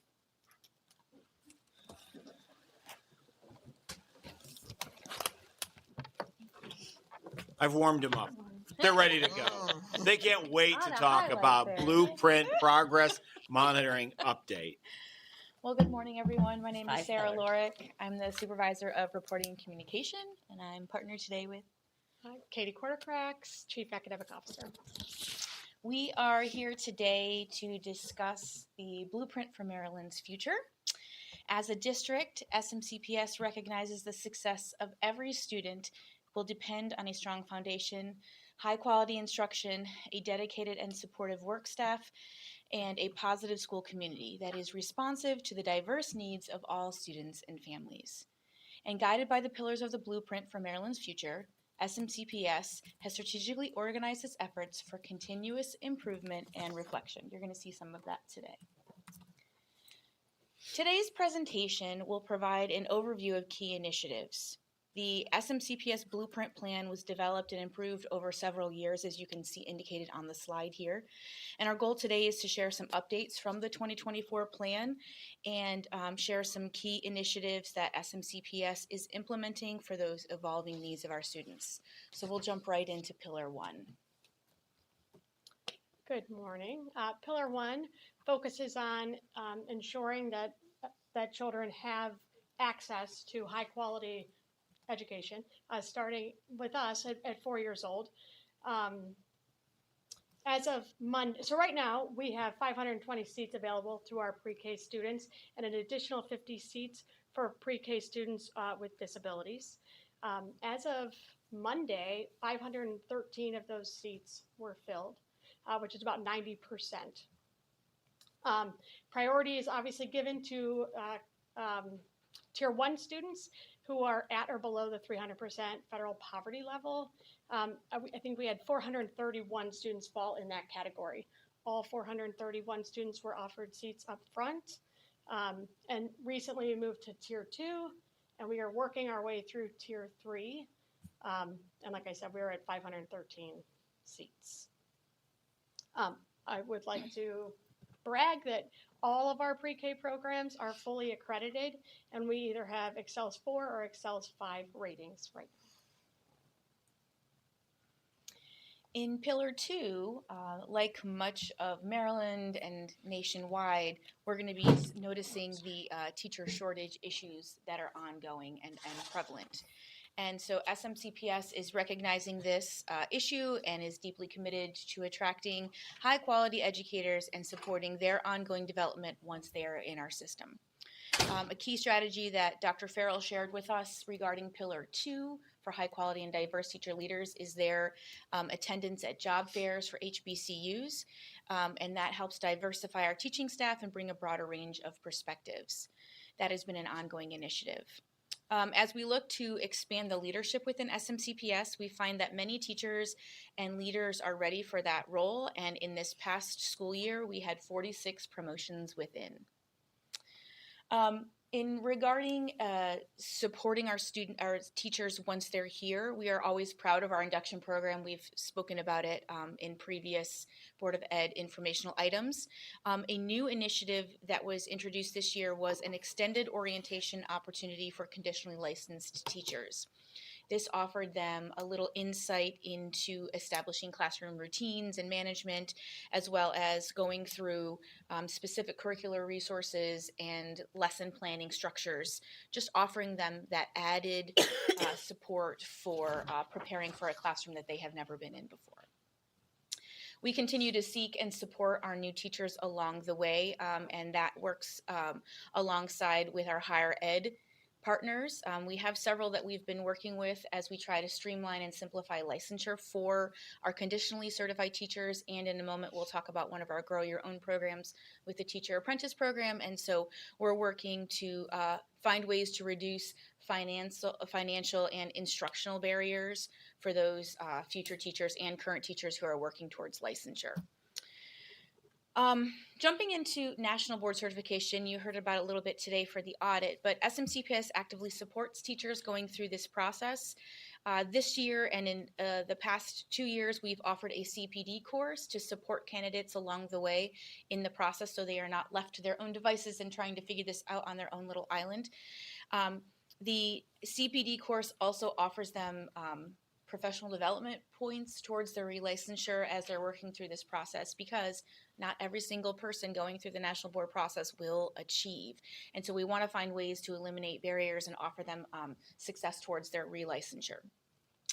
The CPD course, actually our first one is this evening over at the Tech Center, and it is facilitated by current nationally board certified teachers on our SMCPS staff and offers peer collaboration and just access to additional resources and time to really dissect through this really rigorous process. There are many financial and professional advancements and incentives for those pursuing national board, and last year Ms. McCourt was able to find an option for an incentive stipend for a Blueprint staff to participate through the national board process, and 48 candidates of our Blueprint schools, and that would be Great Mills, Spring Ridge, and George Washington Carver. Yes, and they were offered an additional incentive to go through the cohort process, and 48 took us up on that process. Currently, we have seen a steady increase in the number of nationally board certified teachers. We are currently at 49 in our system, and 41 are anxiously awaiting their scores in December, so we hope to see that number strongly increase in December. And roughly 100 candidates are somewhere in the national board process. So we're incredibly proud of that opportunity for them and to support that. The last piece regarding Pillar 2, the second piece I want to talk about regarding Pillar 2 is the salary enhancement. You'll notice there that SMCPS implemented the importance of that competitive compensation of $60,000 as listed in the blueprint 2 years early. That has been an immense help and a proactive approach when HR is going out to recruit staff. We've seen a measurable boost in morale and retention, especially in our new staff, as evidenced by our 90% retention rate over a 3-year period. So we feel really confident that that is helping that process. And lastly, regarding Pillar 4 and talking about high quality and diverse teachers and leaders, we have talked several times about the Teacher Apprentice Program and other Grow Your Own initiatives in the past, especially as that was supported through Maryland Leads funding in the last couple of years. In 2024, SMCPS was the first registered apprenticeship program for teachers with the Maryland Department of Labor, and we are really proud of seeing that program have immense success through the previous cohorts and in our current cohort of 9 that are in schools. Through this grant, we were able to apply, through this program, we were able to apply for the Apprentice Innovation Grant. That has enabled us to work with Towson University specifically to identify streamlining coursework. We would like to recognize that a teacher, apprentice, or any paraeducator is working full-time in their craft while going to school. And so we want to find ways to reduce coursework and embed those registered apprenticeship competencies within that cohort pathway and reduce the amount of time that they're working towards their degree to get them back into the classroom. And that program is a direct result of the Southern Maryland Teacher Pipeline Summit. And we've had 2 years of successful programs partnering with staff in Calvert and Charles County Public Schools, as well as over 20 educational organizations came together to exchange resources and work on creative and innovative staffing solutions for the Southern Maryland region. We are looking to lower financial barriers, reduce time in the classroom, and increase entry points into degree programs. And so we're working that we can get those teachers into that classroom just a little bit sooner. And so we are looking forward to, in spring 2026, having our 3rd year of the Southern Maryland Teacher Pipeline. And we invite you to it. We'll get you that date. Thank you. I neglected to mention that after all of our Tier 1 students were offered placements at our pre-Ks, Dr. Smith did offer placements to staff children, which also supports Pillar 2 Right. and teacher retention because there is such a childcare shortage in St. Mary's. So I did want to mention that as well. Pillar 3, college and career readiness. The focus is to ensure that our students are college and career ready by the end of 10th grade. And of course, that starts with our youngest learners as they enter our system at 4 years old in pre-K. So you'll see on the slide, we've got lots of initiatives. We are presenting this to the board or to the AIB tomorrow, and the CCR section, I think we have 30 pages of response. So we consolidated that into one slide, and we've already discussed. So I think Miss or Lisa Bachner, or perhaps Dr. Kelly Hall last year, with Courtney Dvorak, presented the comprehensive literacy plan that was approved. And just recently, Bridget Dunbar and Anna Fiore, our math supervisors, submitted our comprehensive math plan. Parts of it have been approved because they submitted it early, like the MTSS section, for example, but we are anticipating its approval by MSDE. We had a section on the Read and Lead grant that we were granted. $2.8 million afforded us 2 literacy coaches that are separated into 4 different elementary buildings. And then that grant also, yes, it's a 5-year grant, got us additional access to HQIM that is shared amongst all elementary buildings. And it's like an additional foundations program, like it's digital, and it really allows teachers to drill down to specific skills where students need additional assistance. The systems of professional development. So the last 2 years, Lisa Bachner and the Department of Curriculum and Instruction provided like what do we call it? Make and take, or take. They provided leaders UDL instruction, so Universal Design for Learning, that then principals brought back to their buildings and presented to staff.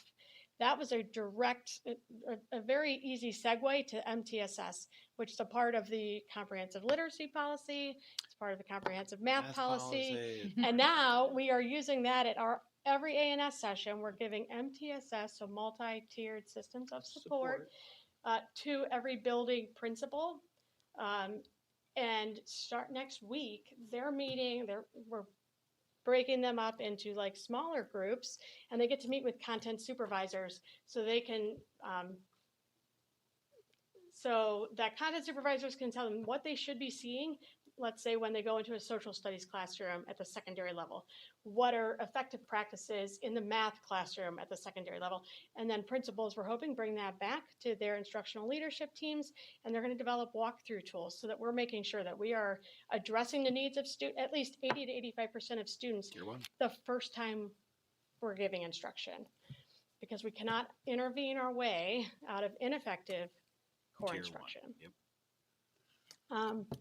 OGAP, which stands for Ongoing Assessment Project Training, is, well, MSDE, it's like they want everyone to have OGAP training, but it is incredibly expensive.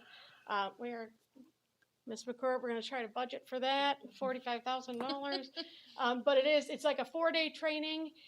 MSDE sponsored it this year, and we're already seeing results when we're doing walkthroughs. We targeted all the Title I buildings and our community schools, but it did range from elementary into middle, and we included special ed teachers as well. So we are hoping to see great gains there.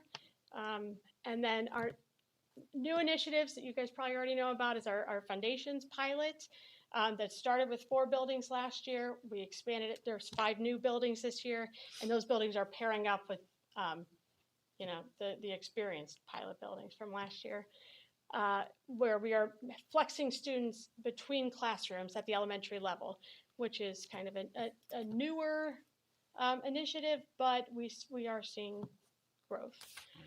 STARRY is the research study that's happening at Esperanza Middle School, Spring Ridge, and at the charter school for students that are still struggling with fluency and comprehension.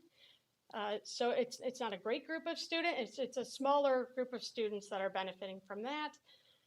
And MTSS Tier 1 instruction, we already discussed that is PD we're providing to principals, but the goal is to then that to trickle down to assistant principals, and next year it's going to be like system-wide for teachers. Bridget Dunbar is piloting MTSS in secondary math classrooms right now with certain teachers. What else? Dedicated literacy coaches. We did discuss that, and those 2 people are funded through the Read and Lead grant, and then implementing reteaching cycle in all math courses. So that's Tier 2. So if students' needs aren't met in Tier 1, how are we then going back and making sure that we meet their needs in Tier 2? Right now we're using 1-hour lunch, but we are also going to be talking about tutoring being held after the school day. And I'll just note here, Katie already mentioned that we'll be presenting this to the AIB for a progress monitoring conference tomorrow. Tomorrow up in Annapolis.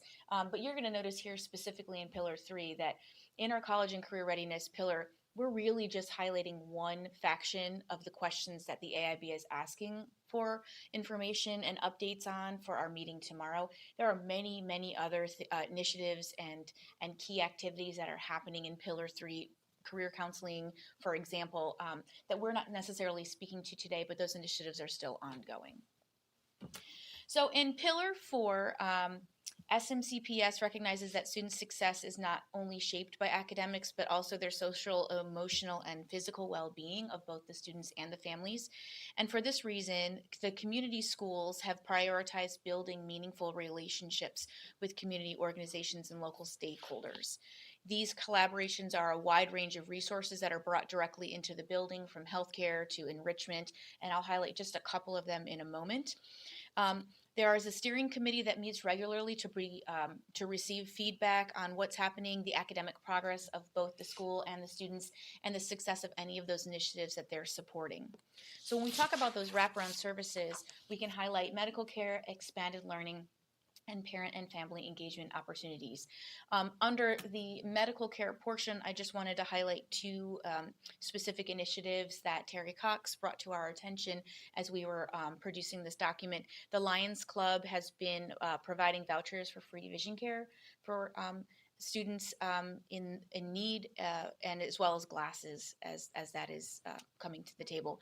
Additionally, community school staff is coordinating visits with local dentists for oral hygiene, and there's SNAP Ed to educate families about nutrition and physical wellness opportunities. So many of these things are occurring for our students at our community schools. Our expanded learning option is called OST, or out of school time, and this is provided out of the school day, and it delivers specific academic interventions for students in need in those programs, but then it's also countered with this really great club style environment. So they're getting that enrichment activity in a myriad of other curricular and academic and athletic and artistic areas as well as they're going through that. And lastly, in parent-family engagement, we just wanted to highlight that the community school provides many different kinds of workshops for not only the students, but for the adults supporting those students. There were even some resume writing and mock job interviews offered, English as a second language resources for those that are working through that, and other family engagement activities like conscious discipline. So they're really working to make sure that we are bringing the whole family involved in the school process, which is really important as we talk and focus on attendance and bringing the importance of getting to school on time. And this year we have 2 new community schools that have expanded into the community school family. We have Green Holly and Spring Ridge Middle School. They're still in their needs assessment portion of that process. We do want to welcome them to that family. Additionally, in Pillar 4, we want to highlight the enhancing support for multilingual learners and family engagement. In the same way that we're talking about our community schools, we also want to recognize the increased diversity of our student body, and we are committed to addressing the unique needs of our multilingual learners and their families. Our multilingual family engagement coordinator is responsible for implementing targeted outreach and engagement strategies. It also is enhancing the registration process. That first moment they're coming into the building, they're met with somebody who is speaking their language and supporting that in the registration process. And so it's a really wonderful position to sort of support that for those new students coming in. SMCPS has also expanded the number of ESOL certified staff within the school communities, and we are up to 14 full-time positions, which is an increase of 3 positions since the implementation of the blueprint. Furthermore, secondary schools are adopting a co-taught instructional model, which provide multilingual learners with immediate access to curriculum both in their native language as well as in English, and they've already been seeing leaps and bounds of success within that program. And last but certainly not least, there it is, sorry. Last but certainly not least, we want to highlight the supports of our special education students. And SMCPS has maintained several key positions to support those initiatives, including the inclusion intervention resource teacher, a compliance IRT, a grant coordinator, and IEP chairs for secondary schools, as well as an IEP chair for the 5 smaller elementary schools. And there has also been an increase in staffing for teachers and paraeducators supporting in the special ed role. Additionally, regarding special education, there is a system-wide professional development model. One of those models is called the Hot Topic Sessions, which offers differentiated learning for teachers and staff at all levels of incorporating special education into the classroom. And recently, SMCPS partnered with reps from MSDE directly to ensure alignment with state expectations, and they all went through some trainings together. We've already talked about the pre-K, and I just want to note that as Katie said earlier, there are specific spots prioritized for special education students. And through these focus efforts, we're working to foster a more inclusive and supportive environment for those special education students. And with that, I would like to invite, because you haven't seen enough of her yet, Ms. McCourt to join us. We might as well go for a full hat trick here. You can be in every presentation today. Yeah. So under Pillar 5, and this was without a doubt not anything less than a heavy lift for every school district, if you haven't heard from your board counterparts across the schools.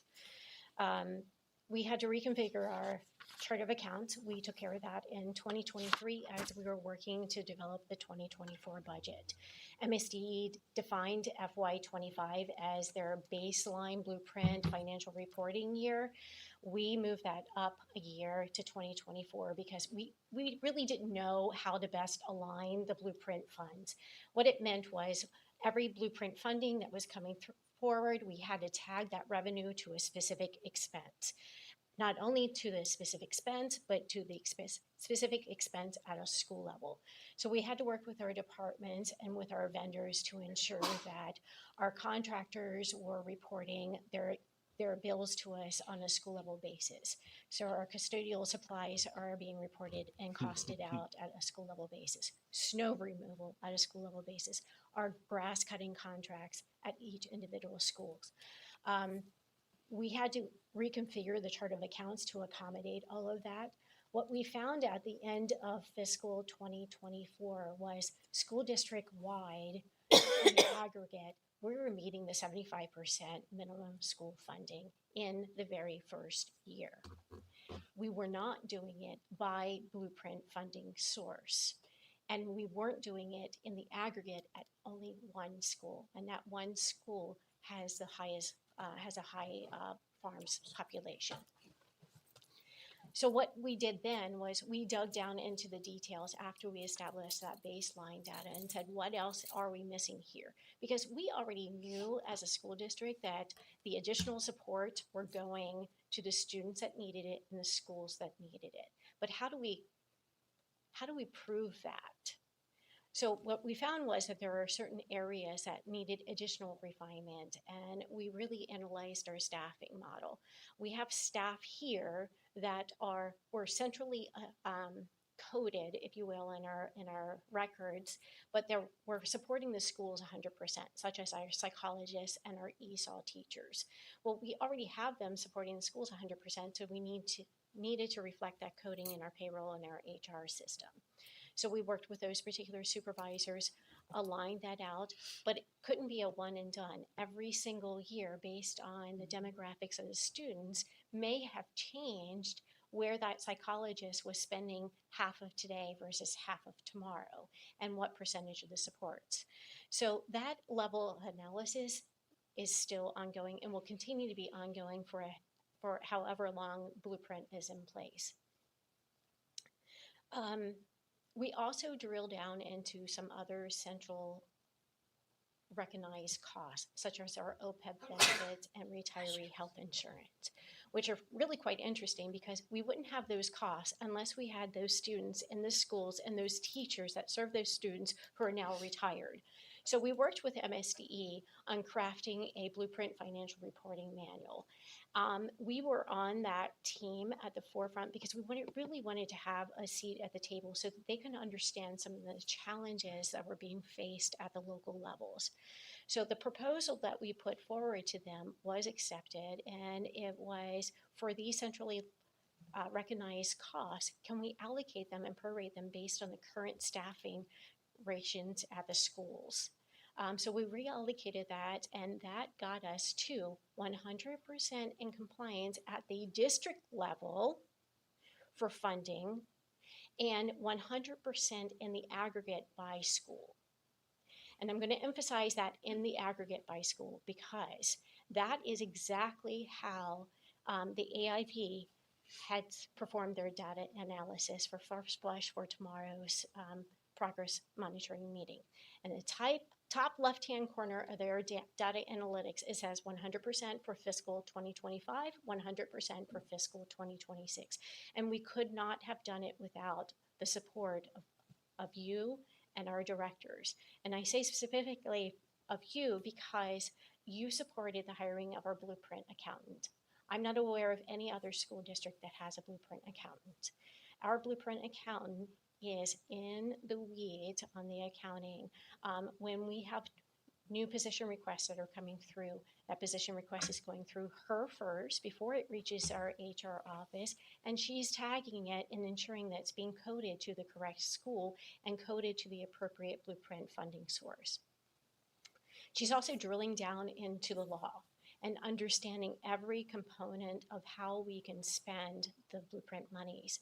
So she'll analyze the details and say, for ESOL, for example, under the ML funding, we can clearly use it for the easy match of ESOL teachers, but we can also use it for our dual certified teachers. So what are we doing? We're working with our community schools where we have a concentration of ESOL students and working with the teachers there to utilize our community school monies to get them dual certified. That provides that direct connection to our Blueprint funds from Multilingual that we can easily use to code to that source. One of the challenges that we have, though, is the ever-evolving population of students. So one school year, I might have an ESOL student at Letty Marshall Dent, but the next school year, I have no student at Letty Marshall Dent that is in need of multilingual services. However, I still have the money there. I'm going to be not meeting the 75% minimum school funding for multilingual services at that particular school because I don't have a student there. The next school year, I might have 2 students, but because last school year generated the funds for the current school year, I now have a cost there, but I have no revenues to support that. So unfortunately, this is the ever changing student demographic that we have to adjust to on the accounting side. And the last thing I want to point out is that the facility utilization and school boundary study. Although in the current fiscal year we will not have to request a blueprint waiver, we expect the outcome of this may necessitate a request of a blueprint waiver in fiscal 2027.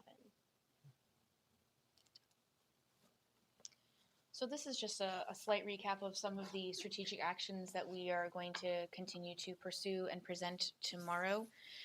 Again, not an exhaustive list, but that is the intent. They did not ask us to speak on every point in the blueprint plan, which we are very appreciative of because that's like a 300-page document. But they did ask for specific highlights in each pillar, and that's sort of where we're going.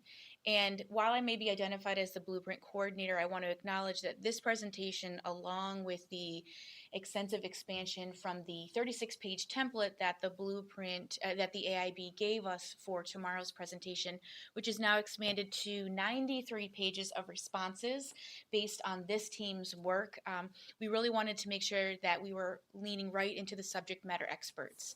And so these folks on the screen here are the ones who put time and effort into the information that's going to be shared tomorrow with the AIB, and as well as the information shared in this presentation.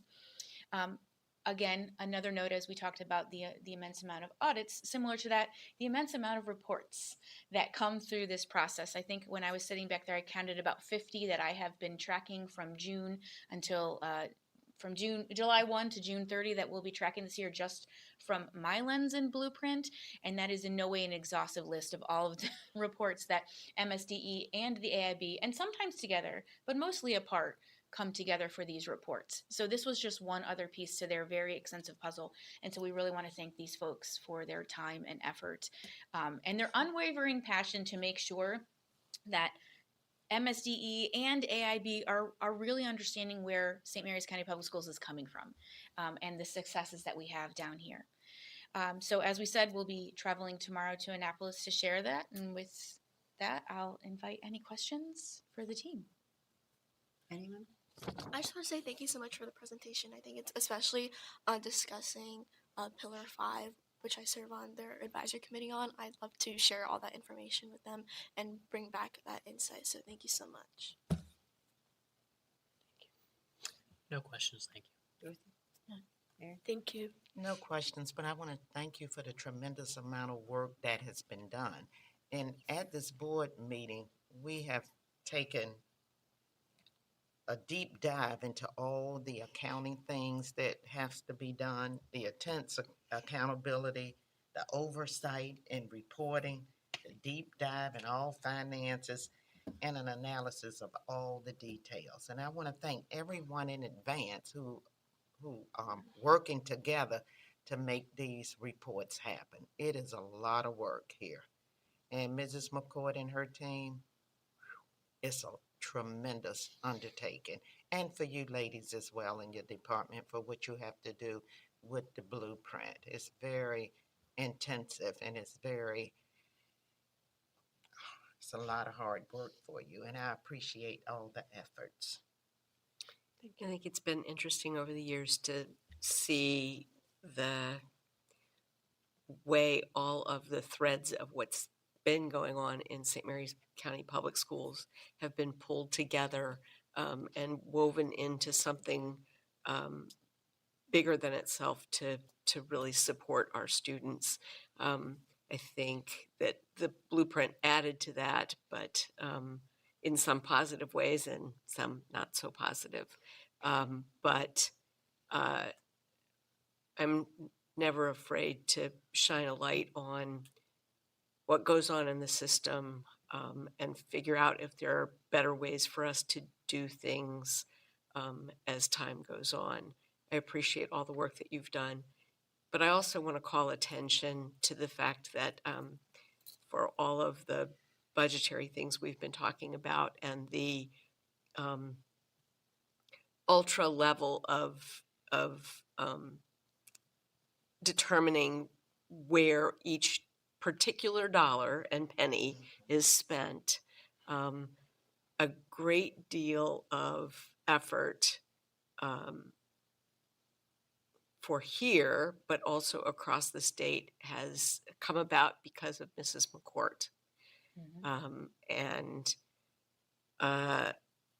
I think the work that Mrs. McCourt has done at the state level to move this process along and to call attention to all of the intricacies that were not known by the state when this was implemented has gone a long way toward moving this process forward in the state. And I can't say thank you enough for that, because I'm not sure how it would have happened had Mrs. McCourt not stepped up and done what she's done. So thank you. I have two comments, but they're more forward looking, which I don't think is part of this presentation. So on pillar 2, since we now have all these national board certified teachers, what are we going to do with them? Right? Like, what is their plan now? Because, you know, they've been certified, you know, are we going to, you know, open up additional responsibilities for them? Like, are, you know, No. lead teachers, or No. they are just, So understand, for the where they first are. national board certification, you get $10,000 because you have attained national board certification. That's Right. it. There is no additional responsibility or expectation No, from no, you no. at all. I'm okay. So that's my thing, because that's what, Yes. when we get all these presentations in $10,000 more for Annapolis, being they're nationally board certified. all touting these national board certified teachers, and at the same time, the AIB is touting that they will have additional responsibilities. It will, you know, But they- class sizes. Right, but they won't. Just don't need an answer. Just, it's out there. National board certification, you get $10,000 when you're nationally board certified. If you want to go teach in a Blueprint school, you get another $7,000. So you get $17,000 more if you're a national board certified teacher teaching in one of our Blueprint schools. Yay. That's pretty much where that is. You're talking about a level 4 teacher. We just found out that we need to go back and really work on our level 4 teacher, because they insist on us having all of these things for a level 4 teacher and all of these other things. And I'm not really sure where any of that's money and things Right. are going to come from. It's Right. they want us There's- to, you know, they want us to design and build this thing, and there's not a penny to be provided for it. Right. There is my point. All right. Yes. Second one is for the students. I understand all of the supports that we are doing in order to make sure that a student is college and career ready by 10th grade. But they get there to 10th grade and they're not.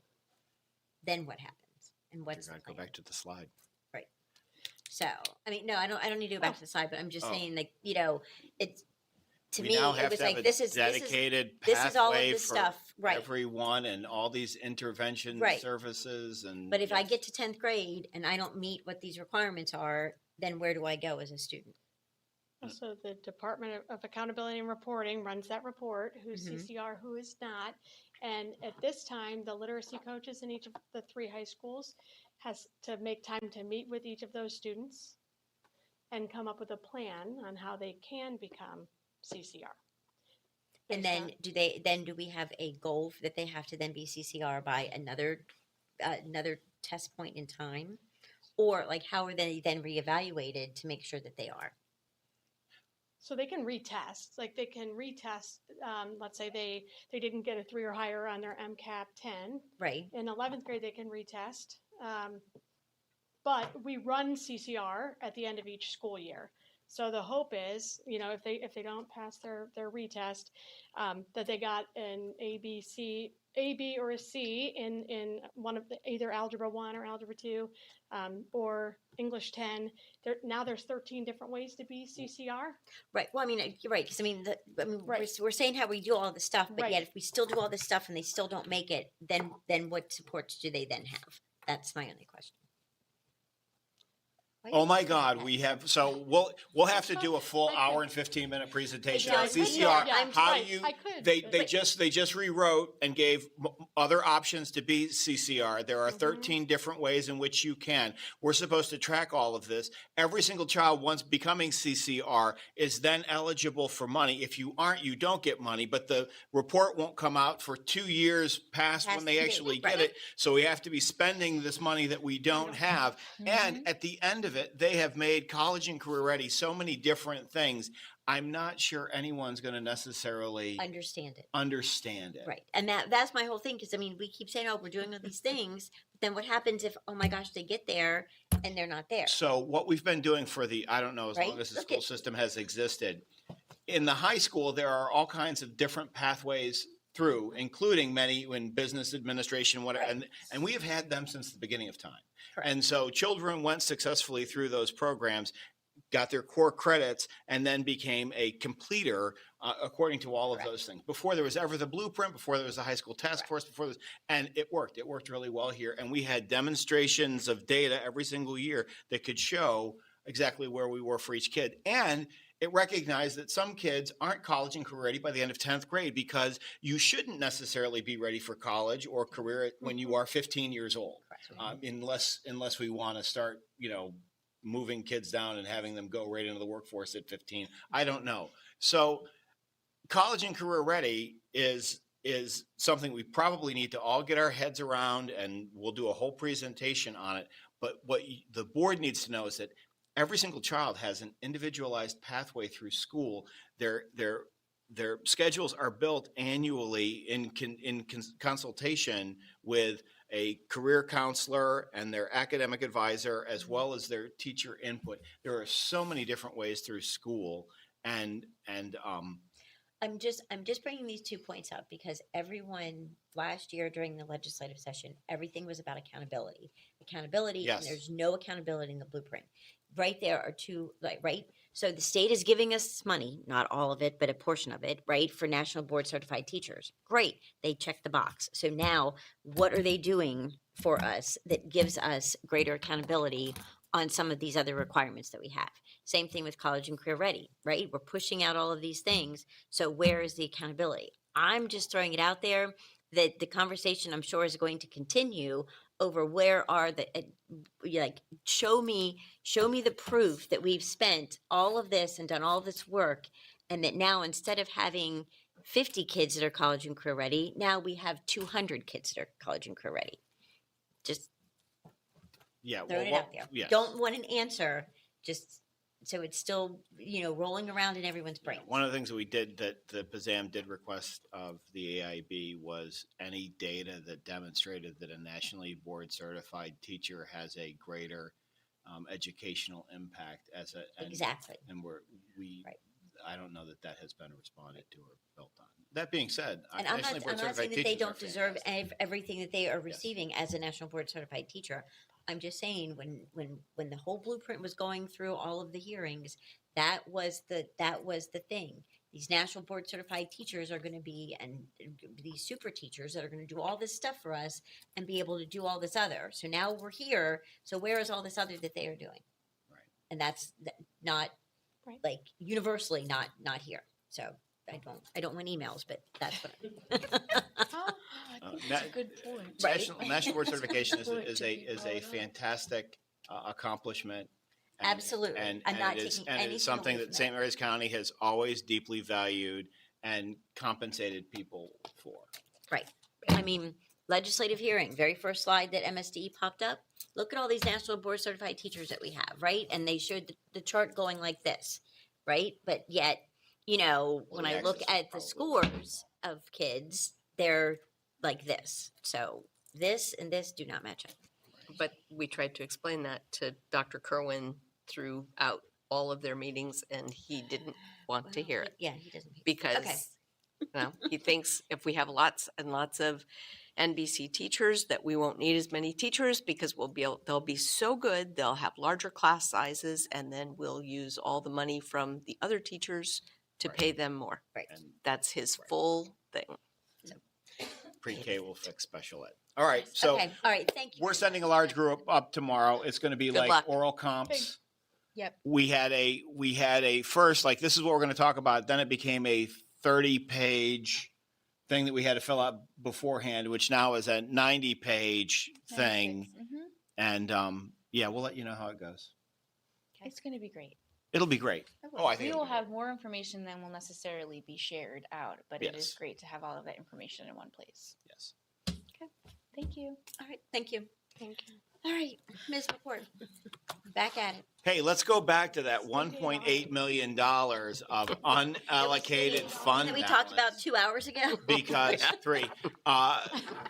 because I don't want to have a dollar unspent. Rainy day, Board we don't goal. need that. Effective and efficient use of resources. All right.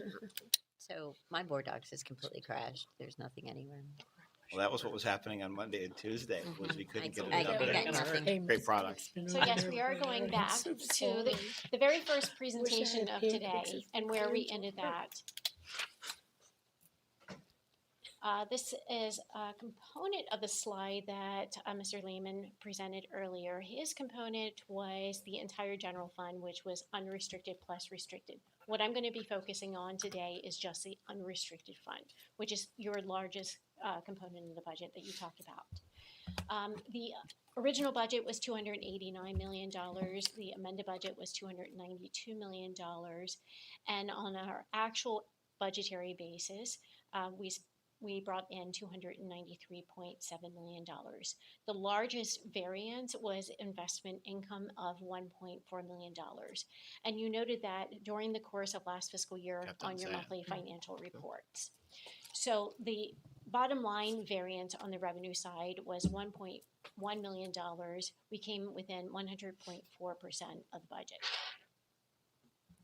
On the expenditure side, our actual on a budgetary basis was $283.9 million. Our significant variance areas were under instructional salaries with a budgetary variance of $1.9 million and associated fixed charges with a budgetary variance of $3 million. In total, our expenditure variance totaled $8.6 million and we came within 97% of the budget. I keep trying for 100% on the expenditure side. I don't think I can get there.